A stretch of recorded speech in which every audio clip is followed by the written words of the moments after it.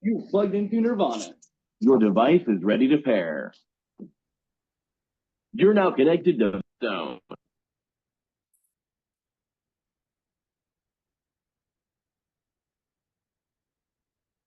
So yesterday we had started discussing about the persons who are qualified for Uttama Bhakti, and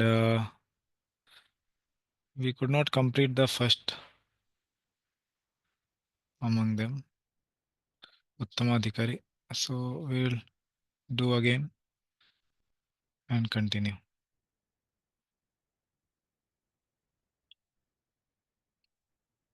So yesterday we saw that there are three types of persons who are qualified for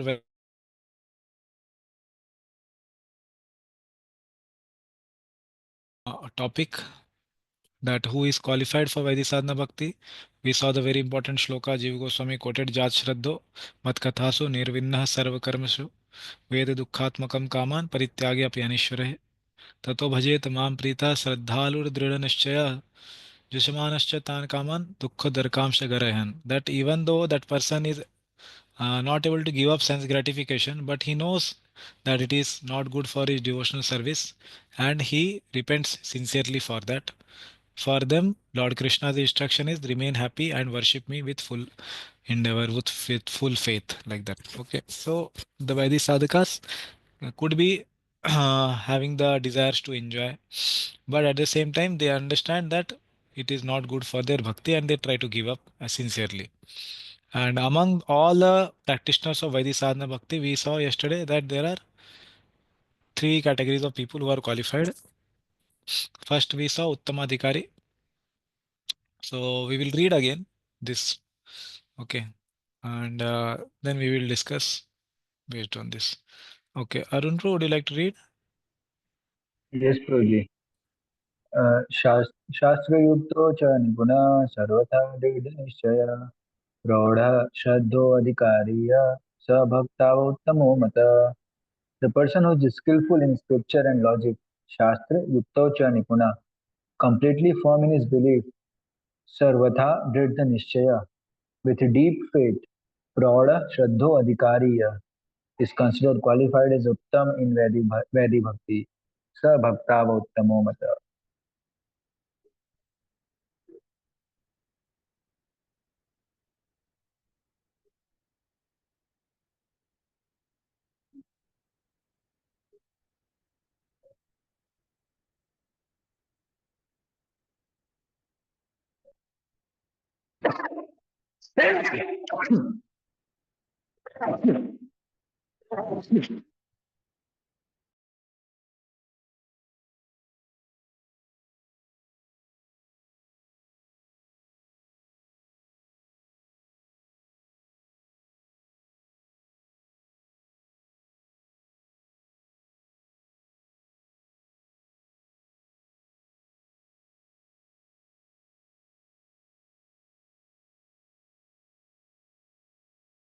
He should be skillful in lecture, skillful in scripture. Okay. That is first qualification. Second is completely firm in his belief. Okay. Sarvatha Dridha Nishchaya.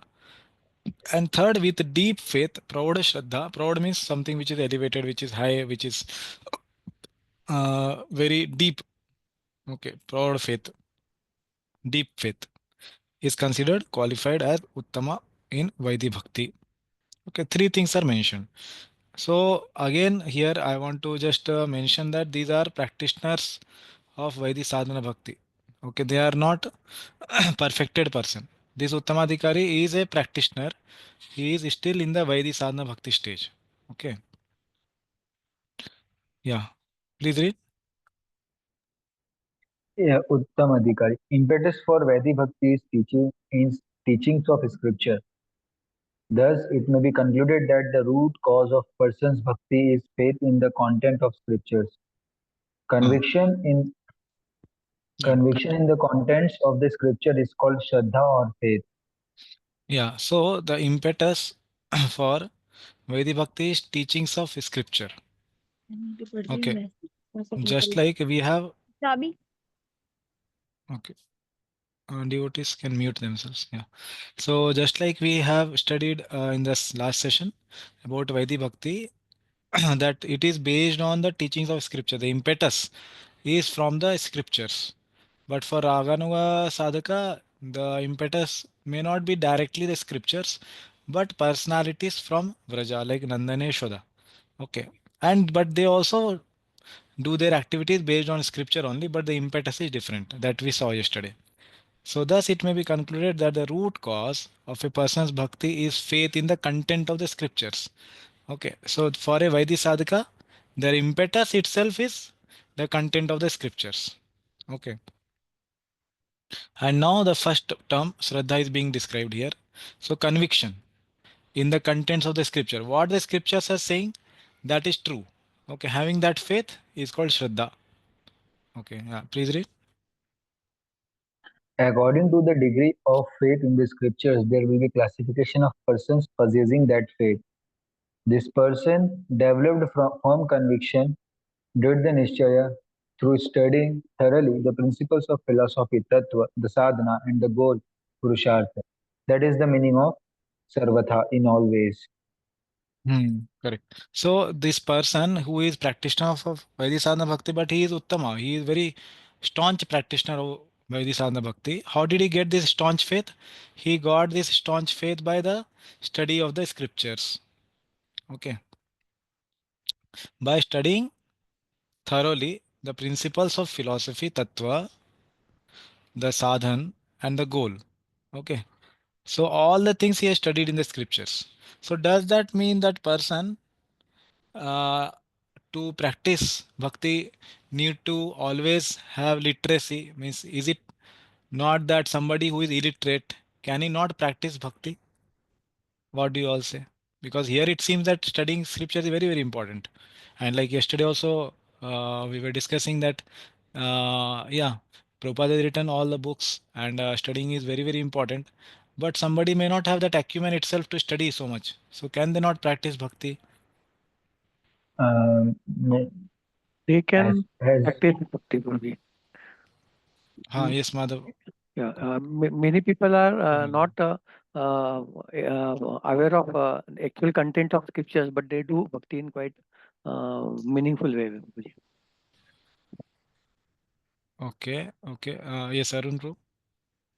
like mainly they are reading as we are reading that they are reading scripture and developing faith, but they may have done bhakti in the previous life, and even a small instruction from guru or seniors, like they can take it in a determined way and do their bhakti nicely. So in that sense they can do bhakti even if they have not read in this life, but they have faith because they have done it already. Mm. Yeah, yeah, correct. So we don't know their past life. Those people might have done bhakti very sincerely and they must have studied all the scriptures. And now, currently, they may be born as illiterate in this life. For example, we hear the South Indian Brahmana, correct? So if you see that example, it is clearly mentioned that he did not know how to read the Bhagavad Gita, correct? But he was crying tears. Correct. All of you know that story, no? A very famous South Indian Brahmana story.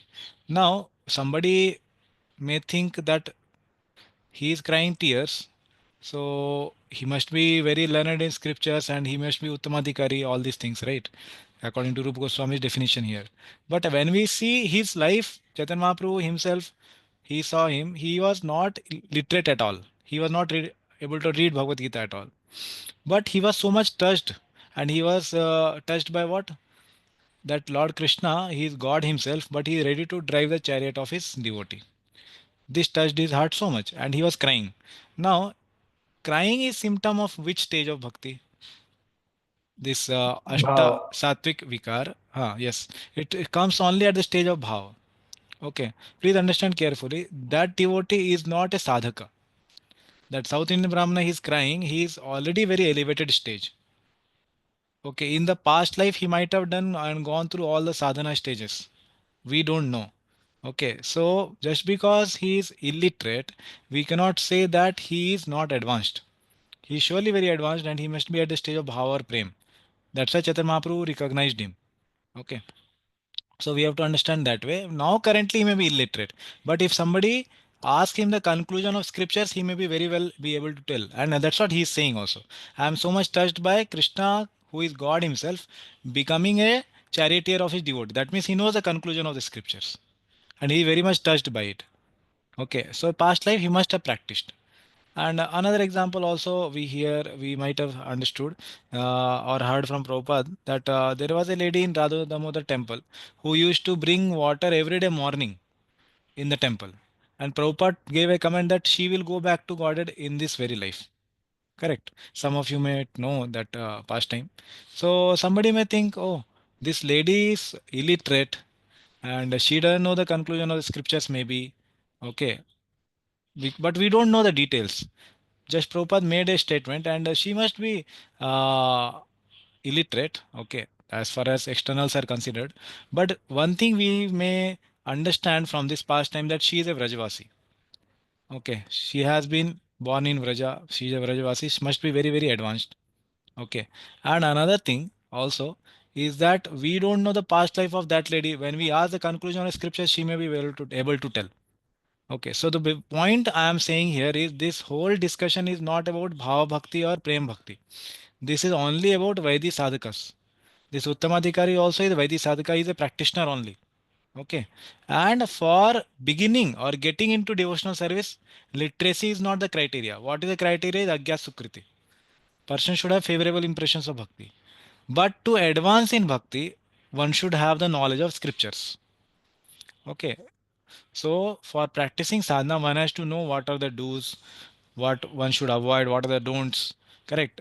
How one should avoid the offenses, what are the offenses, this all knowledge is required. If one doesn't know what are the offenses, how to avoid, and which one we have to do, which one we don't have to do, if we don't know this all, then what will happen is we will not be able to practice bhakti itself nicely. Okay, so for advancing in bhakti, knowledge of scripture is very much required. But for coming in bhakti, knowledge may not be required. Okay, and if one is at the stage of bhava or prema, still he may not exhibit the knowledge, but it's very much there in the past life. Okay, okay, we'll continue with this. Yeah, Harry. Yukti or logic refers to logic following the statements of scripture. पूर्वापरानुरोधेन कोऽन्वार्थो अभिमतो भवेत् इत्याद्यम् उहनं तर्क शुष्कतर्कं तु वर्जयेत्. A meaning should be accepted. Artha nu abhimato bhavet. With reference to what precedes, the end follows. Purva apara anurodhena. Such reasoning is the logic to be used. Iti adyam uhanam tarkah. Dry logic should be rejected. Shushka tarkam to varjayet. Yeah. So again, here second term is being uh, explained. Yukti. What kind of yukti? Yukti means logic. Okay, logic. What kind of logic? Based on scriptures. So this person who is Uttamadhikari, he is best practitioner. Among the practitioners, he is best. Okay, Uttamadhikari. He is doing sadhana bhakti. Okay, he is a sadhaka. He is not yet attained perfection. For him, what is said that he knows how the scriptures are saying and in what context what is being said. For example, now in Bhagavad Gita, Lord Krishna may give contrary statements. Like some place he may say that one should cooperate with the demigods. Okay. Yagya Sishta, yeah, basically those series of verses where he says that one should offer his food and whatever activities he may be doing to demigods and cooperate with them so that they can give the results. And at later stage, he says also that one should not worship the demigods. It is only Alpamedasam. And in the end of the Bhagavad Gita, he will say Sarva Dharman Parityaja, that one should give up all kind of religions and only worship me. So now a person who doesn't know the scriptural yukti, the Shastri yukti, scriptural logic, he will get confused. Arey, one place Krishna told that you cooperate with demigods. One place he told that if you worship the demigods, you are called less intelligent, and it is avidhi purvakam, it is improper way of worship. And then at the end he is saying, don't worship anybody and you just worship me. So it seems the whole Bhagavad Gita is contradictory. A person may think like that, but the Uttamadhikari, when he reads this statement, because he has studied with the light of the Acharyas commentaries and Prabhupada's commentaries, he will understand, yes, these are for different level of people. Somebody may be not a pure devotee who may be yet to come into pure devotional service, but he must be advised to come into some way of worship. So let him do worship of demigods. Okay. And later he can come into the realm of pure devotional service when he gets association of devotees and he can practice pure devotional service. So the Sarva Dharman Parityaja verse is for whom? Those who are already into devotional service, Uttama Bhakti. They are to be given that criteria that you don't worship anybody. For you, there is no need of worshipping demigod, but you should only worship me. Okay. And for those who are not yet pure devotees, those who are not yet come into devotional service, they don't have faith in only worshipping Krishna. They need to be instructed in that way. Okay, like that one can give explanation. Okay, and there are so many other things like there may be some statement in Shastra which may not be true on its face value. Like Krishnadas Kaviraj Goswami is saying that Jagai Madai Mui se papishta, and he is saying, well, I am lower than the worm in the stool. Now, somebody may tell, see, Krishnadas Kaviraj Goswami is a great devotee and he doesn't tell lie. And at the same time, he is telling, I am more fallen than Jagai and Madai. So he must be telling true, right? That means he must be fallen. One cannot derive such conclusions. Okay, statements made up in utter state of humility are not to be taken on face value. You understand what is on the face value means? As it is verbally, we should not take. Okay, that statement doesn't mean Krishna's Kaviraj Goswami is very fallen. No, it is to be taken figuratively. Okay, it is a statement which is out of utter humility is spoken. That should not be taken as it is statement. And whereas some other places where it may be like figurative speech, like there is a shloka in third canto where Maitreya Muni says, Durapa hi alpatapsa seva vaikunta varatmasu yatrop giyate nityam deva deva uh, janardana. Like that, yeah. So he says seva, basically the translation is that those who have very less austerities cannot serve the Vaishnavas. Okay. This is a literal translation of the verse. Now, actually, in our philosophy, austerity has nothing to do with serving the Vaishnavas, actually. Okay. Austerity itself doesn't have to do anything with serving the Vaishnavas. How we get service of Vaishnavas is by coming into devotional service. How do we come in devotional service is by getting Sukriti. Correct. Agya Sukriti. So he is saying what the Acharyas explain in the commentary that it is not literal, it is figurative. It is only showing that rarity of Vaishnava service. Okay, the rarity of Vaishnava service is equivalent to like compared to a lot of austerity when it is done. Okay, it is meant to show rarity. Not that by doing lot of austerity one will get Vaishnava Seva. No. Otherwise, we see currently in Kumbh Mela there are so many kinds of practitioners of austerity, Naga Baba, and so many other those who stay in Himalayas, but they come out only once in 12 years. They are all not devotees. They are not serving the Vaishnavas. Why? Because the service to Vaishnavas or becoming a devotee is only possible by getting association of another devotee. Okay, that is by Agya Sukriti. But here Maitreya Muni is making a figurative statement. Okay, like here in Hindi also we have a proverb, na? Like Ghoda bech ke sona. I don't know. In your respective language also there must be some proverbs like this. Ghoda bech ke sona. What is the actual meaning of that? Is that he is free of all. He is carefree. Okay. Ghoda bech ke sona. I don't know how many of you know in Hindi this proverb is there. Now somebody who doesn't know this proverb, he may think that did he have some financial problem or what, or was he which kind of a horse was that? How much did he sell into? Okay, these are all figure of speech. Okay, so Shastri Yukti is that one knows actually in what context it was spoken, whether it was spoken jokingly, whether it was spoken out of utter humility. Okay, what is the context of that statement? Who is speaking to whom? Okay, he has studied the scriptures nicely, and if anybody quotes from some other scripture, that you see in this scripture it is written that Durga is goddess, is a supreme goddess. Okay, or in some scriptures, Shiv Puran, it is written that Lord Shiva is the greatest. So a devotee can, who is Uttamadhikari, he can reconcile. Okay.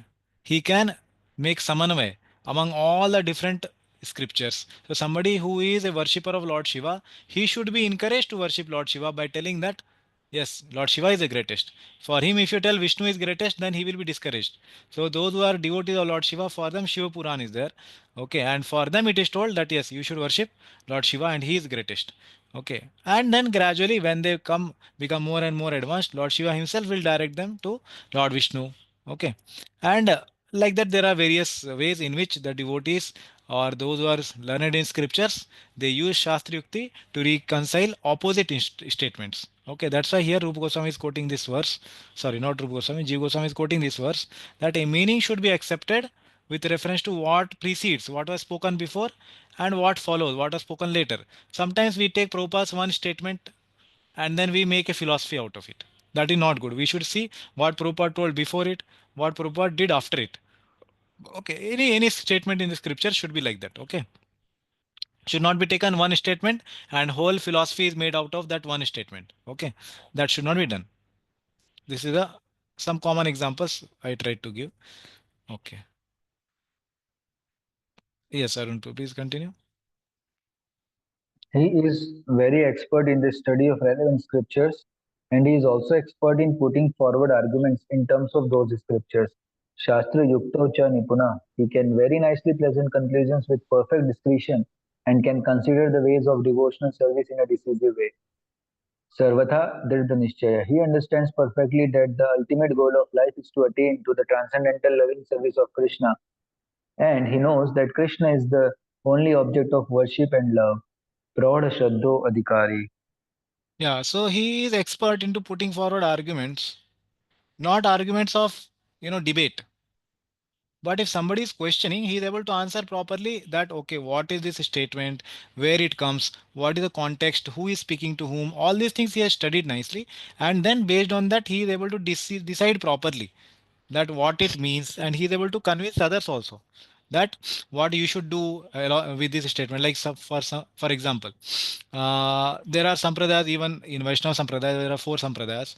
So they may be focusing on different things. Okay, for us, Chaitanya Mahaprabhu has given the philosophy Achintya Bheda Bheda. For other sampradayas, the same philosophy may not be there. Somebody more focuses on Achintya Tattva, somebody more focuses on Bheda Tattva. Correct. So one has to understand that, okay, there may be different bona fide sampradayas, and there may be sampradayas who focus that Lord Ram is the greatest. Somebody may be focusing on Vaikuntha is the highest destination, like Madhva Sampradaya. Okay, but we focus that Goloka is the highest. So how to reconcile all these different concepts? One has to understand it's all based on qualification. So we have faith in our sampradaya. Okay, and we got attracted to this sampradaya because we have been practicing or we have been devotees of this sampradaya from long time, from many lifetimes. That's why we got attracted to this. So it's not that by chance somebody came in ISKCON. Nothing happens by chance. Okay. So somebody came to ISKCON because he was already practicing some kind of Radha Krishna worship in previous lifetimes, or whoever. If even if he is in ISKCON, he may be a devotee of Lord Ram, no problem. Like, yeah, very good example in Chaitanya Charitamrita. Murari Gupta. He was a devotee of Lord Ram. What did Chaitanya Mahaprabhu say to him? Oh, you are devotee of Lord Ram, but yeah, Lord Krishna is the highest. You should try to worship Lord Krishna. Murari Gupta told, okay, I will try. So he tried for one night. But at the next day, he came and told Chaitanya Mahaprabhu that I am not able to follow your instruction. So please forgive me. I want to commit suicide.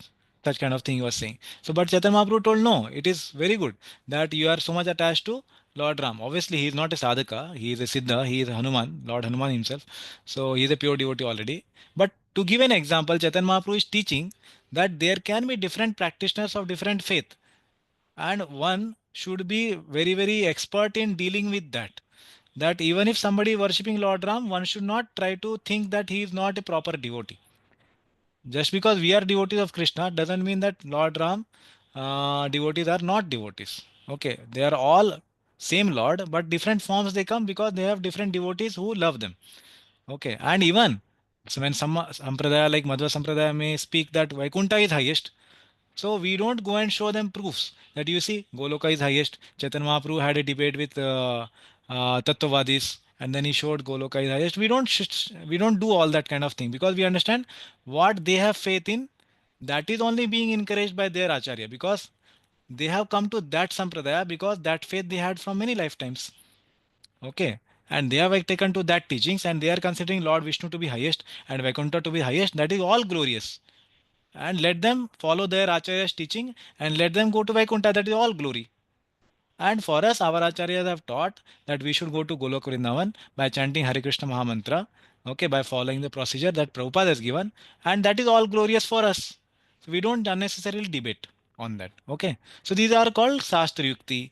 Okay, scriptural Yukti, arguments based on scriptures. Okay.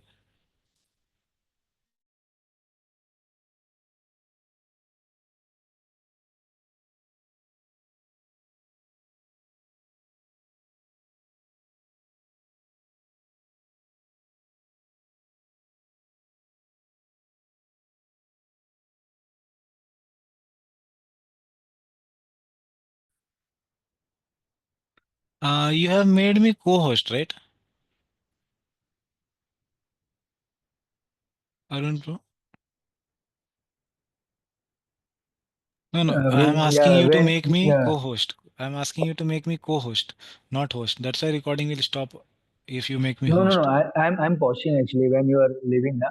I'm just Okay. pausing it. Okay. Manually I'm pausing. Okay. Okay. Yeah. Okay. Yeah. Please read this. He has strictly followed the rules and regulations under the training of a bona fide spiritual master and has sincerely obeyed him in accord with revealed scriptures. Thus, being fully trained to preach and become a spiritual master himself, he is considered first class. The first class devotee never deviates from the principles of higher authority, and he attains firm faith in the scriptures by understanding with all reason and arguments.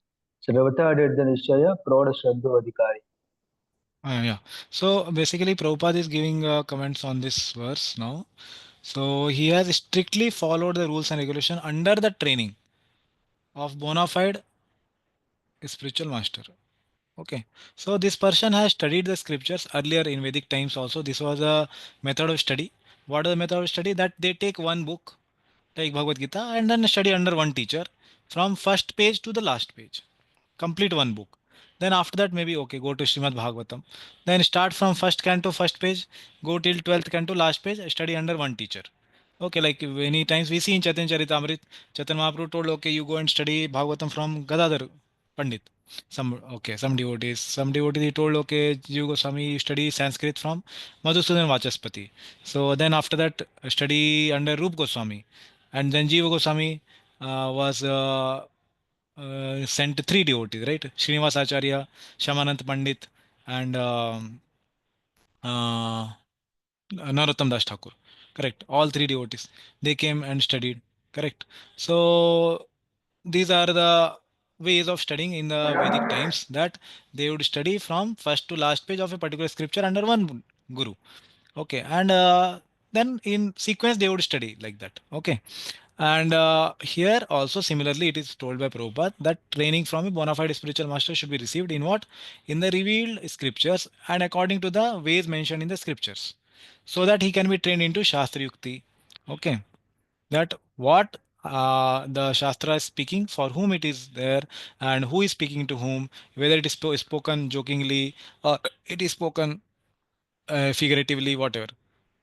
So thus being fully trained to preach and become a spiritual master himself, he is considered first class. Now somebody may misunderstand this statement and think that only those who are spiritual masters are considered first class. Okay. So the statement is not to be understood in that way. As Rupa Goswami already defined, first class is who has those three criterias. What are the three? He has Praud Shraddha, Shastri Yukti, and what is the third one? Shastri Yukti Chanupna. He is very expert in Shastri Yukti. Second is Sarvatha Dridha Nishchaya, always faithful. And third is Praud Shraddha. His faith is very great. These three qualifications anybody has, he should be considered Uttamadhikari. It's not necessary that he has to be a spiritual master externally. Okay. That is not what Prabhupada is trying to say. Because Prabhupada will not differ from what Rupa Goswami is saying, right? Yeah. So first class devotee never deviates from the principles of higher authority. He always follows Guru, Sadhu and Shastra. Okay. Guru, Sadhu and Shastra. And among all of them, what is most important is Shastra. Why? Because Guru and Sadhu also speak from Shastra. And he attains firm faith in the scriptures by understanding with all reason and arguments. Okay. Yeah, please read. When we speak of arguments and reason, it means arguments and reason on the basis of revealed scriptures. Purva apara anurodhena. The first class devotee is not interested in dry speculative methods meant for wasting time. Shushka tarkam tu varjayet. In other words, one who has attained a mature determination in the matter of devotional service can be accepted as the first class devotee. Sarvatha Adadha Nishchaya. Yeah, so here Prabhupada is giving the proper definition of first class devotee as given by Rupa Goswami. One who has attained a mature determination. Okay, what is the word used by Rupa Goswami for that? Okay, Sarvatha Drida Nishchaya. Okay, that word Prabhupada is expanding. Mature determination in the matter of devotional service. So it's not necessary that externally one has to be spiritual master for having being a Uttamadhikari. Okay. Yes. And then another point Prabhupada is speaking, when we speak of arguments and reason, it means argument reasons on the basis of revealed scripture, not material logic like current day scientists and lawyers may use logic. Not like that. Based on scriptures that okay, this scripture is saying like this, but earlier it was said like that. So for whom it is meant, or the other scripture is saying like this, but this scripture Shiv Puran is saying like that, that Lord Shiva is highest. But this Vishnu Puran is saying Lord Vishnu is highest. So how to reconcile among both of them? So like these kind of things based on the scriptures, what our Acharya is right, we can reconcile them. Okay. And this kind of devotee, first class devotee, not interested in dry speculative methods. Okay, based that is dry speculative method means based on our own intelligence, trying to give some logic, which is independent of scripture. Our intelligence should be very much used for what? One is to understand how the scriptures are explained by acharyas. Second is to remember how they have explained some particular thing. Okay, in two ways we should use our intelligence. Okay, but we should not use our intelligence independent of the scriptures. Okay, without reading scriptures only we are trying to give some logic. Okay, that is not good. Okay, any questions till now what we discussed on the Uttamadhikari?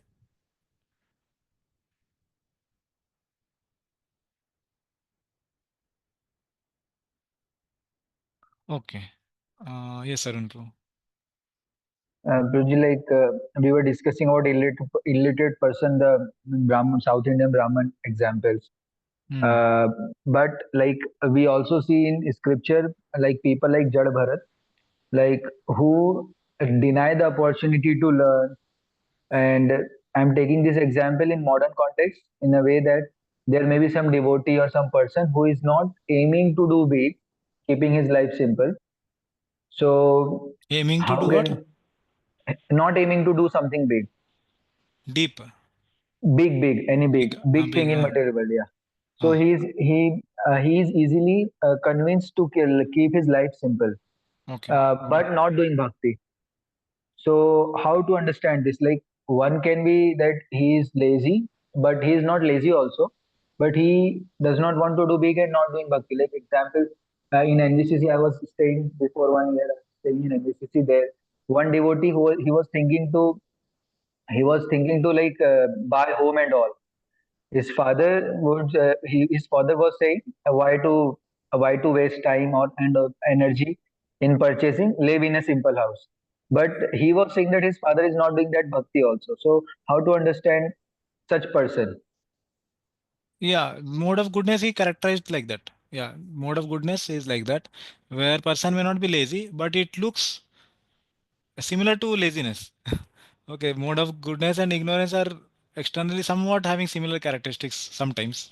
So in goodness, it may be like that, that one is in knowledge, but still he is not a devotee. So as we know, like all the three, goodness, passion, and ignorance are shackles only of material world. Someone is a golden shackle, somebody is like silver, and something is like iron shackles. All three are shackles of the material world. Somebody is caught by goodness in the material world. So that's how, but may not be a devotee. So sometimes devotees actually don't have this understanding. As devotees, they may think that we should have a big house. But becoming devotee and becoming simple, being simple, are two very different things.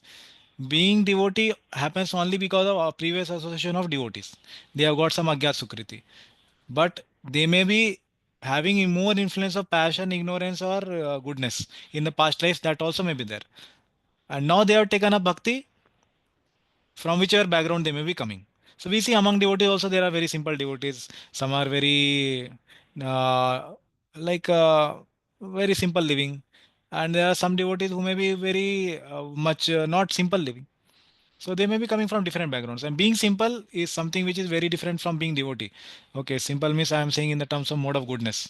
So that's how I think we can understand. So Father, if he is saying like this, he may be more into mode of goodness, but still to get the impressions of bhakti to become a devotee. Thank you, Broji. One more question, Broji. Yeah, And now only you said, and earlier also once we discussed that among Guru Sadhu Shastri, Shastri is most important because both people speak from Shastra. So correct. now, as a ISKCON devotee, we understand that there are Prabhupada books, and whatever Prabhupada has recommended, we should study. But while Correct. preaching, we come across like my Jijaji, he lives in Pune only. So my sister is reading Prabhupada books, but I proposed him also to read. So he was saying, Mm, now I am reading not Upanyas, Upanishads. mm, I'm reading Upanishad, अभी वो पढ़ रहा हूँ करके. mm, So now, how to understand now what kind of Upanishad or what kind of other, if someone is reading, so mm, how to understand its authority, or how to understand whether it is bona fide, we should mm, read or not. If someone is like not exactly ISKCON devotee and he doesn't know that, okay, I should read Prabhupada book and I will achieve everything, whatever I want, then mm, what should we suggest as a preacher or when we interact with outside people? mm. Yeah, see, the devotee is called a devotee because he has faith in Bhakti scriptures. Like Bhakti scriptures are like Bhagavad Gita, Shrimad Bhagavatam, and Charitamrit, for which Prabhupada has given purports to us. So we consider devotee is that person for us. But when it comes to whether it is bona fide, so all the Vedic paths are bona fide. Okay, books are bona fide. All the Vedas are bona fide. But for us, we may think bona fide only means what is Prabhupada books.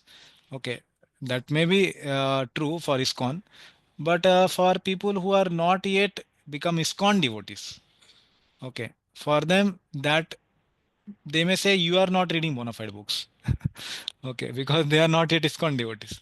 So what I'm trying to say is the instead of judging that person, okay, we can we want to make him devotee, right?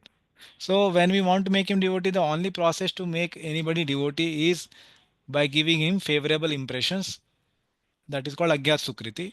So whatever your sister may be devotee or you are devotee, so you should try to give him more and more favorable impressions by giving him prasad or that telling him good aspects about ISKCON and Bhakti. Okay, so that he gets a good impression about ISKCON and Prabhupada books, all this. That is the only way that anybody can become devotee. By arguments and all, nobody becomes devotee. For 1 or 2 days, they may be convinced, but after that, again, they will do their own thing. So it's only by Agyat Sukriti or by favorable impressions that anybody will become devotee. And when they become devotee, they will automatically have faith in the scriptures and start reading what Prabhupada has written and what ISKCON is prescribing. Okay, so that is how we can actually understand this person, and we have to give him favorable impressions. That is the only way he can become devotee. That's what I would say. Thank you, Broji. Uh, do we consider Ramayana and Mahabharata also as Bhakti or Bhakti scriptures, or it is just history part of Vedic scriptures? Yeah, yeah, surely Ramayana and Mahabharata are very much related to bhakti, and Lord Ram's characteristics, which are there in Ramayana, that is very much helpful. And as far as Mahabharata is there, it is more of a grantha which is meant for this is Dharma Shastra, okay, not Bhakti Shastra. Dharma Shastra means where the principles of Dharma are taught. For whom? Those who are at the stage of Karma Yoga. Okay, like if you see the examples there, sometimes it is told that there more focus is on about speaking truth. Like the past time where Yudhishthira Maharaj chariot came down because he spoke lie is glorified in Mahabharata. Because the purpose of that literature is what? To glorify dharma.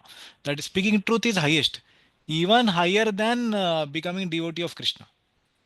Okay, and that's why Mahabharata at the end also says that the Pandavas had to go to hell for some time because they spoke lie. Okay, like that. So, because the purpose of that Mahabharata scripture is not to make a person devotee. The purpose of that scripture is to emphasize on dharma, principles of dharma, that speaking truth is highest. That's what the teaching for karma yogis is meant. Okay, for bhakti yogi, we have Shrimad Bhagavatam. So Bhagavatam will speak the same pastime, but it will give conclusion in a different way. It will say that yeah, Pandavas spoke lie, but Yudhishthira Maharaj, he did not speak lie. Okay, but the highest thing is that what Arjuna did, that he just followed what Krishna told. Sarvadharman parityajya. That is the highest principle. That Bhagavatam will say. Okay, dharmo projit kaitavotra parmo nirmatsaranam satam. And Bhagavatam kicks out the dharma, artha, kama, moksha, and it only emphasizes on prema.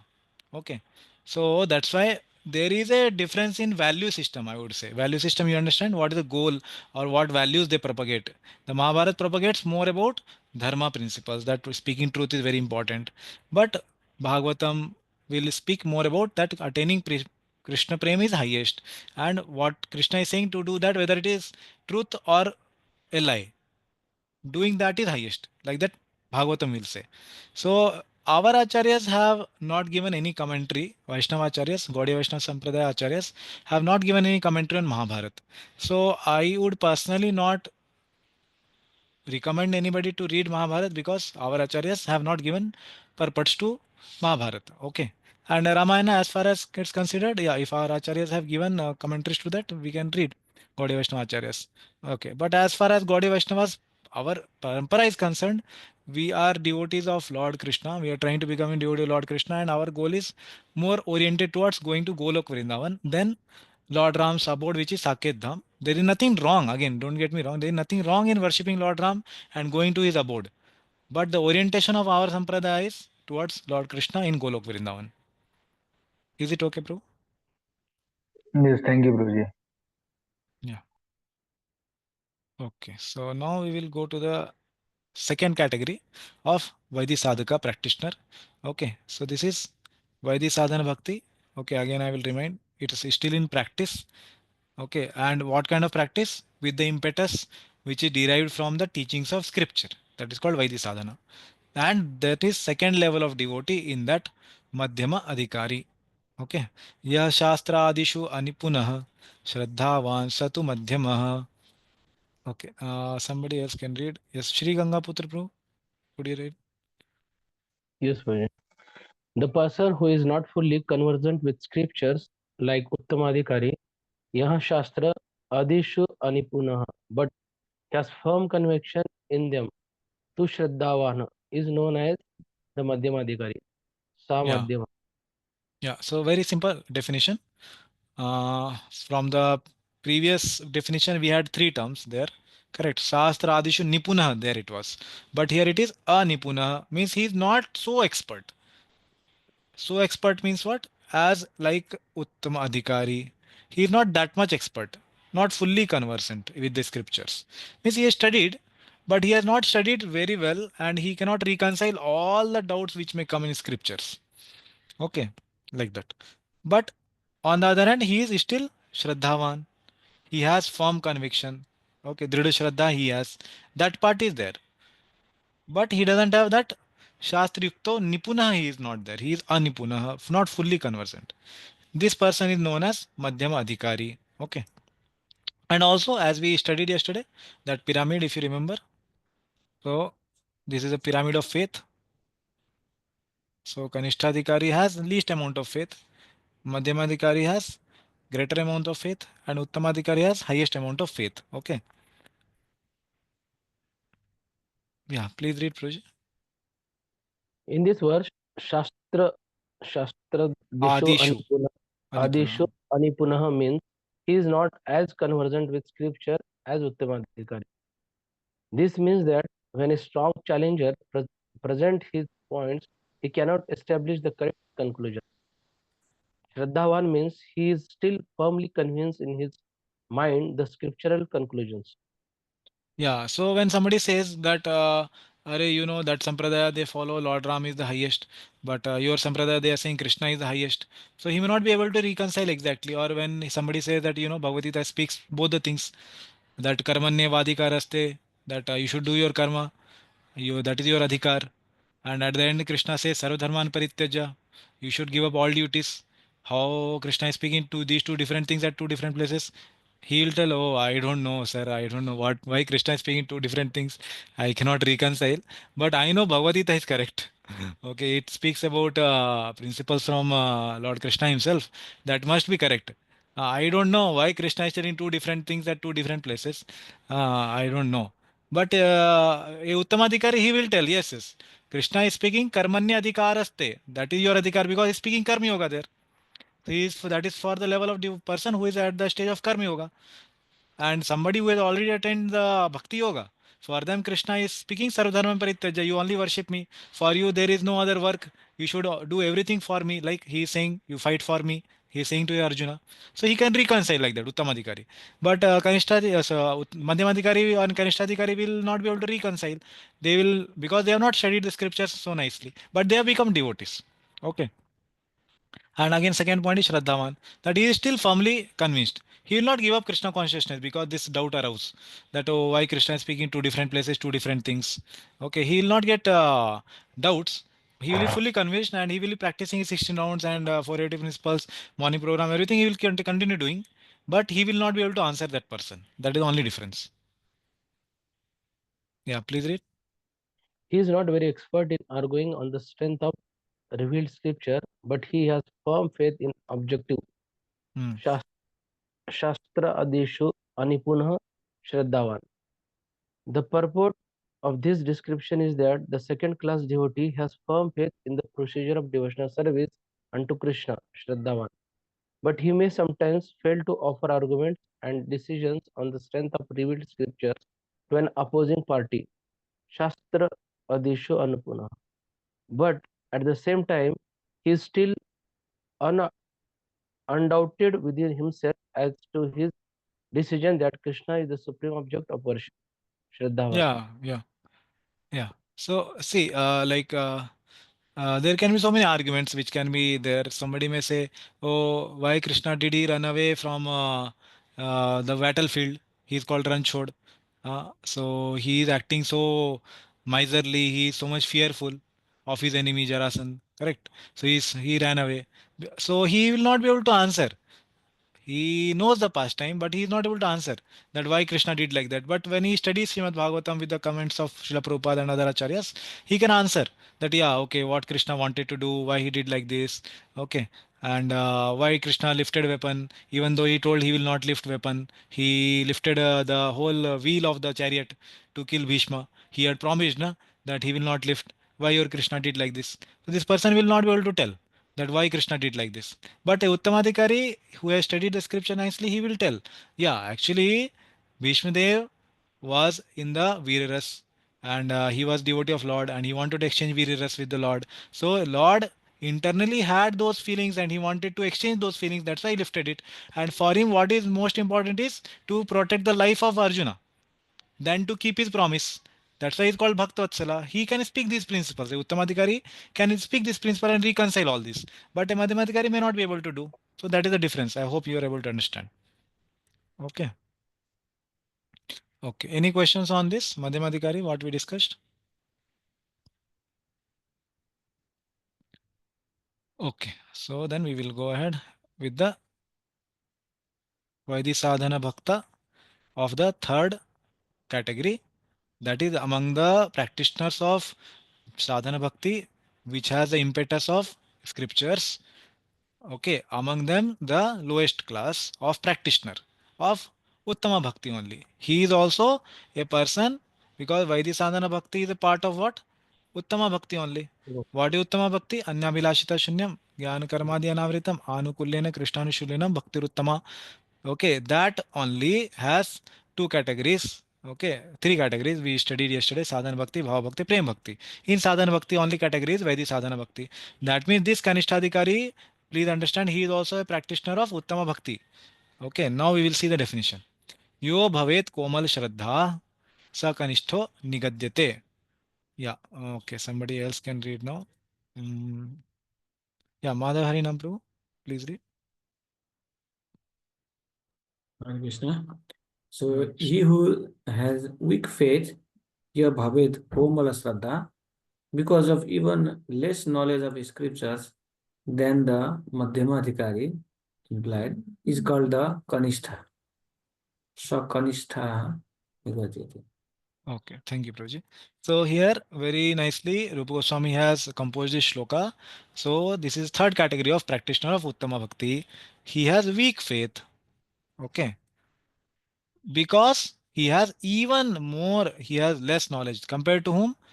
Less knowledge compared to the Uttamadhikari and Madhyamadhikari. They have Uttamadhikari has very nice knowledge, Madhyamadhikari has some knowledge, and this person has even lesser knowledge, maybe no knowledge, okay, of scriptures. But he has just come into bhakti, okay, and he has been knowing that, oh yeah, Bhagavad Gita, what it speaks is nice. It speaks something about soul and body, yeah. But I don't know what it speaks, how many verses are there, who has spoken, he knows, Krishna has spoken, yeah, and he knows he's speaking to Arjuna, but he doesn't know how many chapters are there, how many shlokas are there. He speaks something about soul and body. Okay, something it speaks, yeah, but it is good. Krishna has spoken. He has that faith, but he doesn't have that much knowledge also that Madhyamadhikari and Uttamadhikari have. Okay, now more explanation. Yeah, please read. The person's faith is just conviction in the meaning of the scriptures without knowing much. Anipunaha. In this case, means a little knowledgeable, less than the Madhyama. Having weak faith, Komala Shraddha means that it is possible to break his faith by different scriptural reasoning. Yeah, so there may be counter argument. So Madhyamadhikari, you see what is the difference? His faith was not broken. He was still having faith, Madhyamadhikari. But here the case is that his faith may be broken, okay, by strong arguments, okay. That somebody may say, you see, your Krishna is speaking two different things in Bhagavad Gita at two different places. Or this Puran, Shiv Puran is saying Shiva is highest. You are saying Krishna is highest. You should accept Shiv Puran. He will sometimes have bewilderment and he may have break of faith. Okay. But you please remember this Kanishtadhikari is a practitioner of Uttama Bhakti. Okay, you see, Kanishtadhikari also comes under the realm of Uttama Bhakti. Okay, now here you see, more will be told. Yes, please read.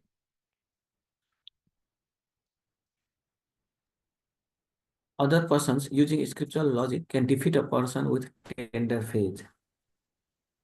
However, the person is not completely unconvinced, because in that case, the person would not even be considered a devotee. Yeah, so this person is broken in faith, but he is not completely unconvinced. That means what? He may give up bhakti for few days, few hours, few weeks, but again he will come back to bhakti. He doesn't give up the process completely. Okay, I am not speaking on my own. Here it will come. Yeah, please read.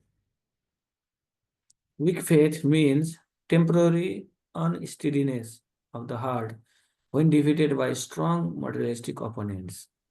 Later, the person regains faith in what the Guru has taught by his own judgment. Yeah, so he will later on again regain faith in the scriptures and the teachings of his guru. He doesn't completely give up bhakti. That means even a person who may give up bhakti for some time due to some strong arguments from some other person or anti-preaching of somebody else, okay, or some temporary situations at home, okay, which might have come, and very very difficult situations sometimes come at home, okay, and then the person may temporarily give up, but again he takes up to bhakti. He is called Kanishtadhikari. Why did this happen? Because he was not so much scripturally learned. He did not know how to counter argue all those strong statements, okay. That was the first thing. Second thing was he did not have that firm faith also. Okay, that firm faith was also lacking, and then that he was Shastra Anipunaha. Okay, okay, he did not have very good learning of the scripture also. Okay, so that these two things were there with this person. But please understand again, this person has not completely given up bhakti. He is still considered a practitioner of Uttama Bhakti.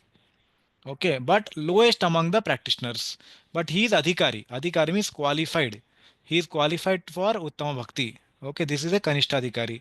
So many times when we hear the statements and arguments that we are not even devotees, so Prabhupada himself has so told one time, I think, yeah.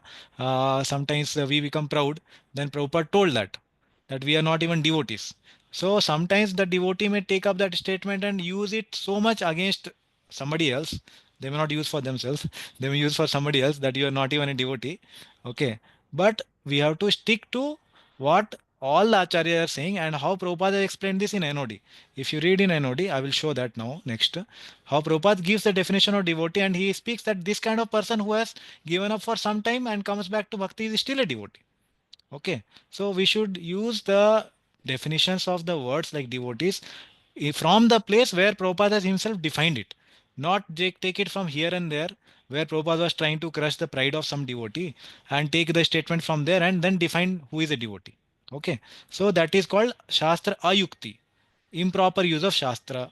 Okay, so now, yes, please read Prabhupada's comment on this.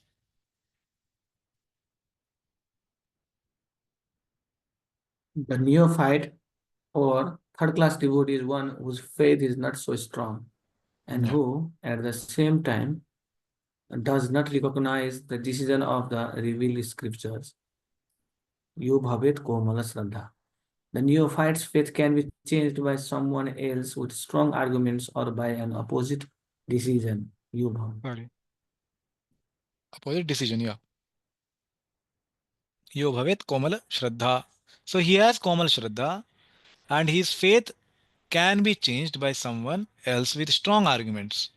Okay, in an opposite decision or by opposite decision. Like sometimes there may be some things at home or sometimes there may be some decisions made by management.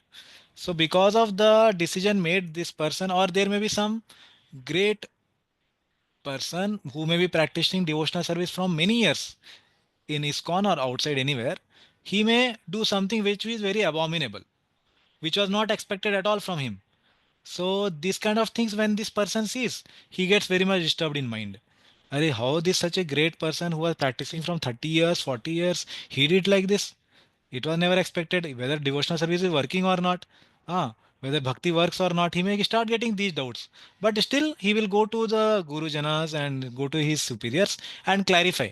And again, he will start practicing with all goodness. Okay, with all the scriptural rules and regulations, he will continue practicing. He is called Kanishtadhikari. But somebody who is hearing such abominable activities done by practitioner of many years of bhakti, or some decision of management or something happening at home, completely gives up bhakti, he should be considered that he is not yet a devotee. Okay, because that is meaning that he has not got even to Kanishtadhikari stage. Okay, I hope this is clear. Okay, I think one more paragraph. Yeah, please read, Roji. Unlike the second class devotee, who also cannot put forward arguments and evidences from the scriptures, but who still has all faith in the objective, the neophyte has no firm faith in the objective. Yo bhavet komal shraddha. Thus, he is called the neophyte devotee. Yes, so he is called neophyte, means he is newly come to bhakti and he has not studied so many scriptures, and he is unlike the second class also, what to speak of higher class, that is Uttamadhikari. He cannot put forward arguments because he has not studied, he has just come to bhakti. Okay, and evidences also he cannot put from scriptures, but he still has all faith, but who still has all faith in the objective. What is the objective? That uh, Krishna is Supreme Lord. Bhakti is the process to attain Krishna. These kind of statements, he has complete faith. Okay. And faith in the statement that as living entities, we are all servant of Lord Krishna. These all very basic things, he has good faith. Okay, and because of having faith in such basic statements, he is not giving up bhakti altogether. Okay, he may give up for some time and then again takes up to bhakti because he has faith in these statements. Okay, so he is also categorized, please understand, he is also categorized as a devotee. So here is the point where Prabhupada has critically defined who a devotee is, and we should not take a statement from here and there and use it that saying to others that you are not even a devotee. Okay, like that. So these are the various levels of devotees. Any question on these topics? Yeah, Kishore Madhaprabhu. So that means the demarcation is quite gray in the sense, taking as an example, when we came to ISKCON quite a few years back, we started as we converted from non-devotee to devotee, and we gradually progressed to somewhere in between, Kanishta to Madhyam, somewhere like that. And Yeah. just comparing, maybe you are on the No, Uttamadhikari. no, no need to It's a compare gray. anybody. No need No, to in the compare sense, anybody. hey, Just what I want to say is it's a very gray area in this. It's a continuous progression in that uh, direction. okay. Yes, Prabhuji. You are commenting now this. Yeah, I mean, Yeah, yeah, there's no correct. Yeah. clear line as such. I mean, that's what. Clear line as such in what? There's no clear demarcation as such. I mean, between the three layers as such, no? No, no, demarcation is there. We saw just now that first person, he is very much good in Shastri Yukti, very firm faith, and he has very great faith. Second person, he is not good in Shastri Yukti, but he has very good faith. Third person, he is not having very good faith as well as the scripture knowledge is also not good. So there is clear demarcation in all the three. But the progress is gradual in the sense, like, Hmm. for example, if Yeah. I compare myself, I'll be somewhere in between Kanishta to Madhyam, maybe. Correct. Now, I'm not sure where I could be, possibly, no? Yeah, basically that, see, these are for Vaidhi sadhakas very important to study the scriptures and all. Okay. The knowledge of scripture and realization of scripture again is another thing. So when we speak about knowledge of scripture, as we grow in the number of years and when we study books, we can have more better shastra yukti and we can become better practitioners. Okay, but when it comes to realization of the scriptures, that we should keep it different. Okay, that is not told here, that realization of scripture is different and knowledge of scripture is different. So realization of scripture is different. That's what I am saying. Okay. Is it okay, Proji? Yes, yes. Okay, bro. Yeah. I got it. So please don't confuse this with the realization of scripture. Because as we gave examples, Prabhupada himself, and we saw South Indian Brahmana also, that the person may be illiterate externally, but his realization of scripture is very high. So there may be even sannyasis in ISKCON who may not be very, very literate. But the very point there it is that we don't know the past life of those devotees. In this life they may be having illiteracy in external point of view, but their realization may be very high of very basic things like I am not the body, I am spirit soul. The realization which a literate person can have may be very less, but the illiterate person can have very high realization of that same point. So please don't confuse with the advancement in bhakti. This obviously this is like advancement in bhakti only in among Vaidhi sadhakas, but please don't extend it to higher level where there is like bhava bhakta and prem bhakta. Okay, knowledge very important for sadhakas because they should know what are the do's, what are the don'ts, and how to avoid offenses. For that knowledge very much required, and for their conviction also. Like whole section, if you see, na, the whole section is about if we are having good knowledge of scriptures, we can have good faith because we will not be uh, uh, shaken by the anti preaching. That is the main point here. Okay, that is so. Two things I told in answer. One is realization is a different thing. Second thing is for Vedic sadhakas, it's very important to study scriptures. Okay, no? Yes, bro. Yeah. Yes. Thank Okay. you. One more hand was up. Okay. Yes, Madhaharinam Prabhu. Yeah, Prabhuji, so that means here neophyte is also categorized as devotee. That Yeah. means though he practiced for a little only, Yeah. but he practiced pure devotional service, no? Only Yeah. He has that faith in pure devotional service. Basically, he has very weak faith, but that weak is pure faith. Yeah. Weak, pure faith. What is the meaning of that pure faith? He has lot of anarthas, lot of conditioning, lot of lust. Everything is lot. but he has put all of them into the category of anartha, that, oh Krishna, I am ready to give up all this. By the practice of bhakti, it will go away. Okay, he has that weak faith that these are all anarthas, and when he gains more faith, then he will get clear of those anarthas also. Okay, but that weak faith is pure faith, Prabhuji. Okay, that's why he is practitioner of Uttama Bhakti. He doesn't have mixed faith that yes, I want bhukti also, I want to enjoy also senses, or I want to get liberation. That kind of desires he sees as anartha. I want to give up. But in that, he has weak faith in that desire itself. You getting the point, na? Yes, Prabhuji. Yeah. Okay. Yes, Sri Gangaputra Prabhu. Hare Krishna, Prabhuji. Prabhuji, actually, like sometimes it seems that like here we are discussing regarding Kanishta Adhikari, his Komal Shraddha, and if somebody is counter argument is defeated and his Shraddha will be break Yeah, for some period of time, and then again he comes to the platform of devotional service. Like that, it is said.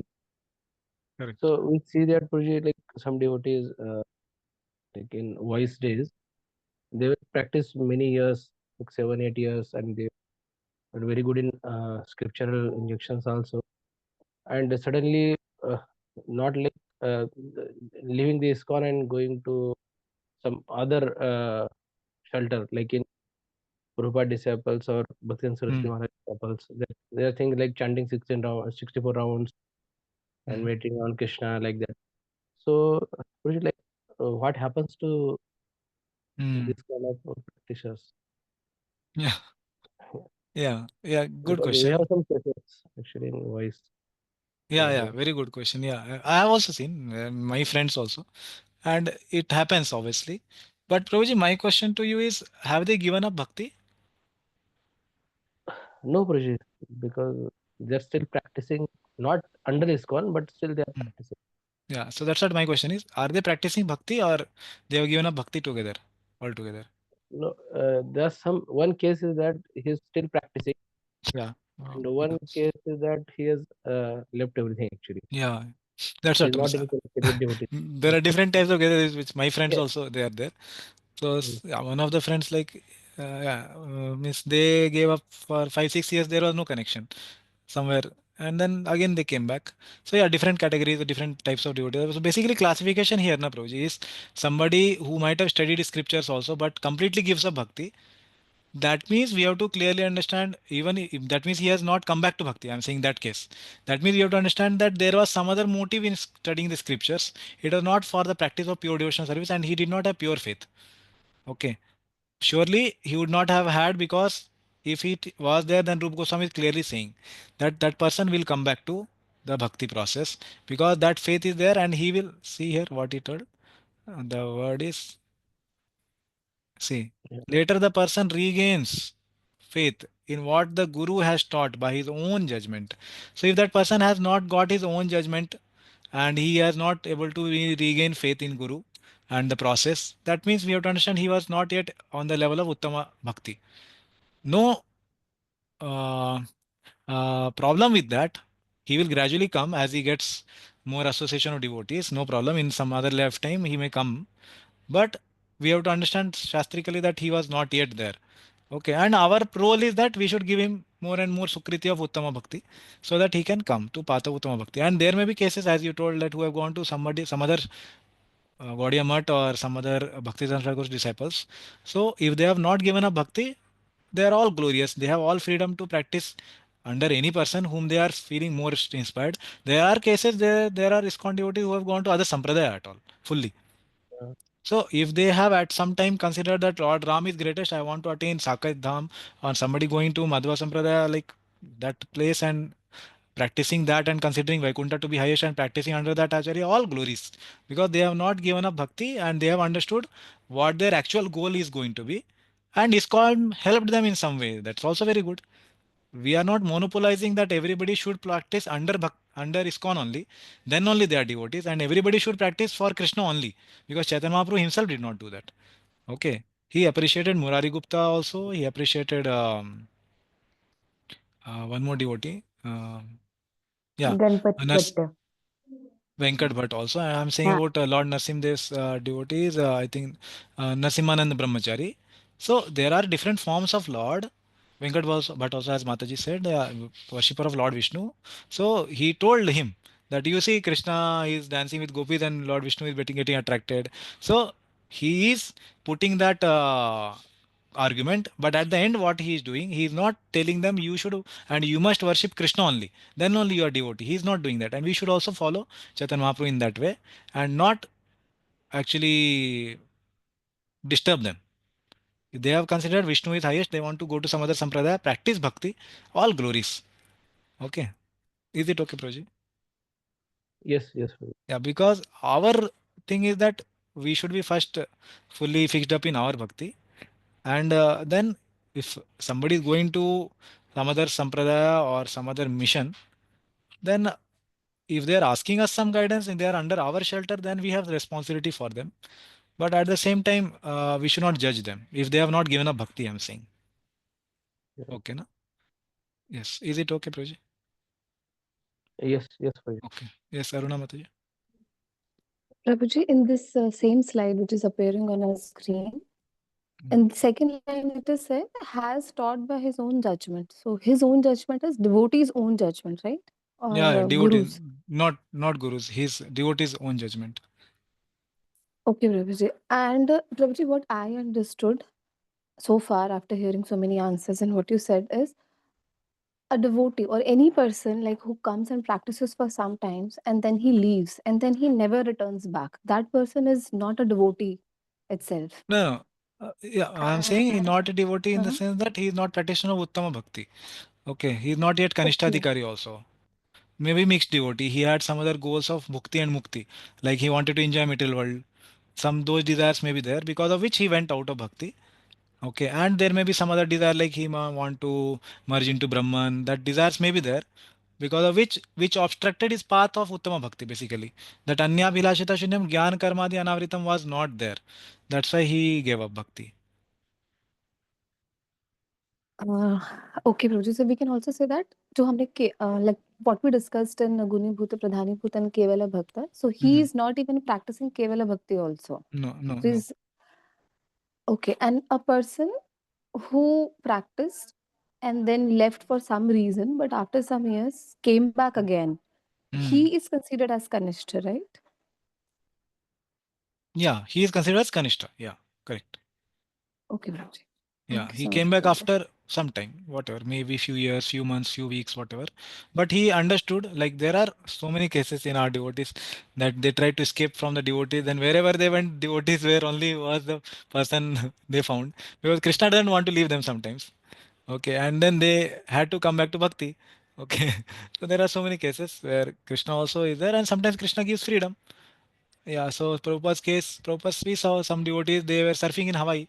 They left Bhakti, they were surfing in Hawaii. Yeah, so Prabhupada, he did not, he told his disciples and tried to get them back, but he did not force them.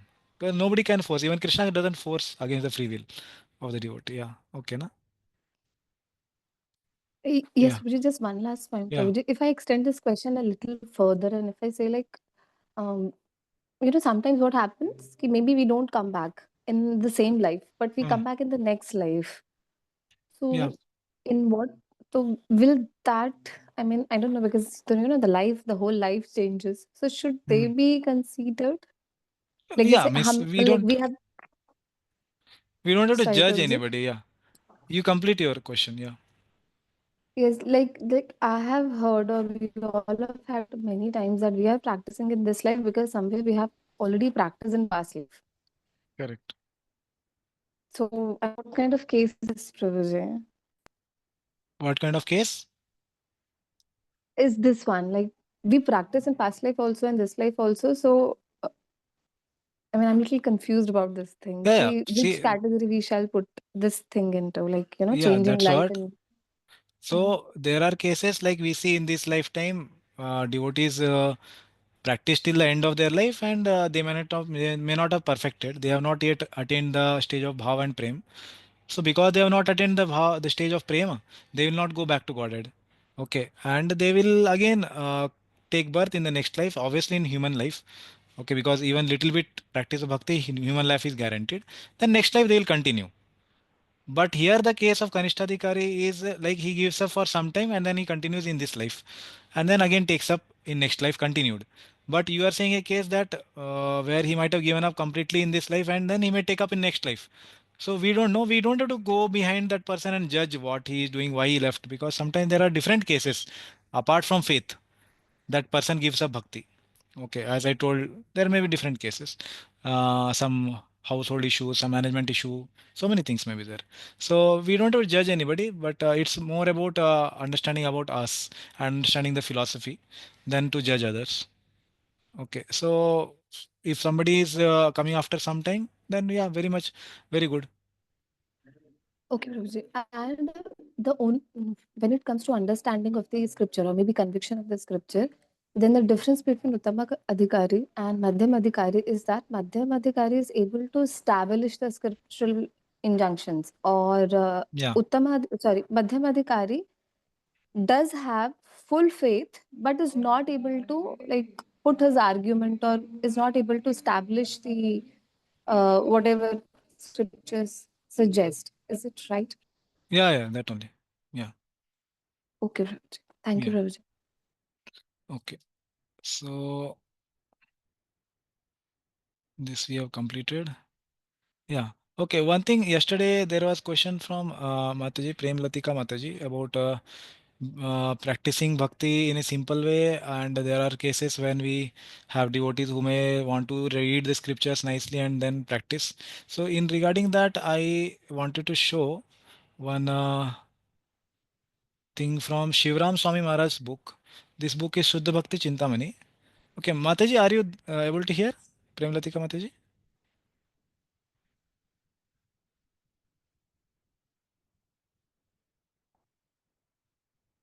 Okay, maybe later I will show. Okay. Yes, Okay, then. she has messaged me that she is in wedding. Probably Okay. she might be busy. Okay, no problem. So we'll see that later. Okay, now we'll go to the next topic. So these terminologies which are mentioned here are not standard terminology. These are Rupa Goswami's terminologies. He has defined this for the book Bhakti Rasamrita Sindhu, which is Science of Devotion, and these are not to be extended to other books like Shrimad Bhagavatam. Not that these principles are not valid outside Bhakti Rasamrita Sindhu. These are valid throughout the life of devotees, throughout the science of bhakti. But if you take this same terminology and search it in Shrimad Bhagavatam, you may get a different answer. So here I will show that according to different books, there can be, just 1 minute. Um, yeah, yeah. See, this is from Nectar of Instruction. Okay, so let me show from Shrimad Bhagavatam later. Yeah, first in Nectar of Instruction, here the 5th verse is quoted. कृष्णेति यस्य गिरितं मनसाद्रियेत दीक्षास्ति चेत् प्रणतिभिश्च भजन्तमीशं शुश्रूषया भजनविज्ञम् अनन्यमन्य निन्दादिशून्यहृदमीप्सितसङ्गलब्ध्या. So here, as we have discussed this many times, this shloka, three categories of devotees are mentioned. One should mentally honor the devotee who chants the name of Lord Krishna. This is first category of devotee. Okay, first here.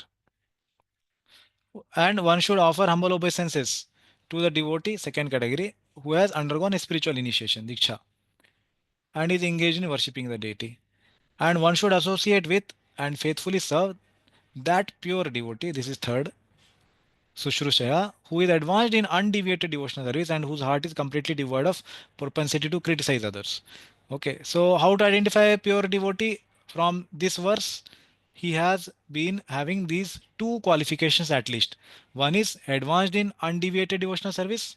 Second, heart is completely free of propensity to criticize. So we can see these characters in different personalities to different degrees. To the degree they carry these, to that degree they are Uttamadhikari.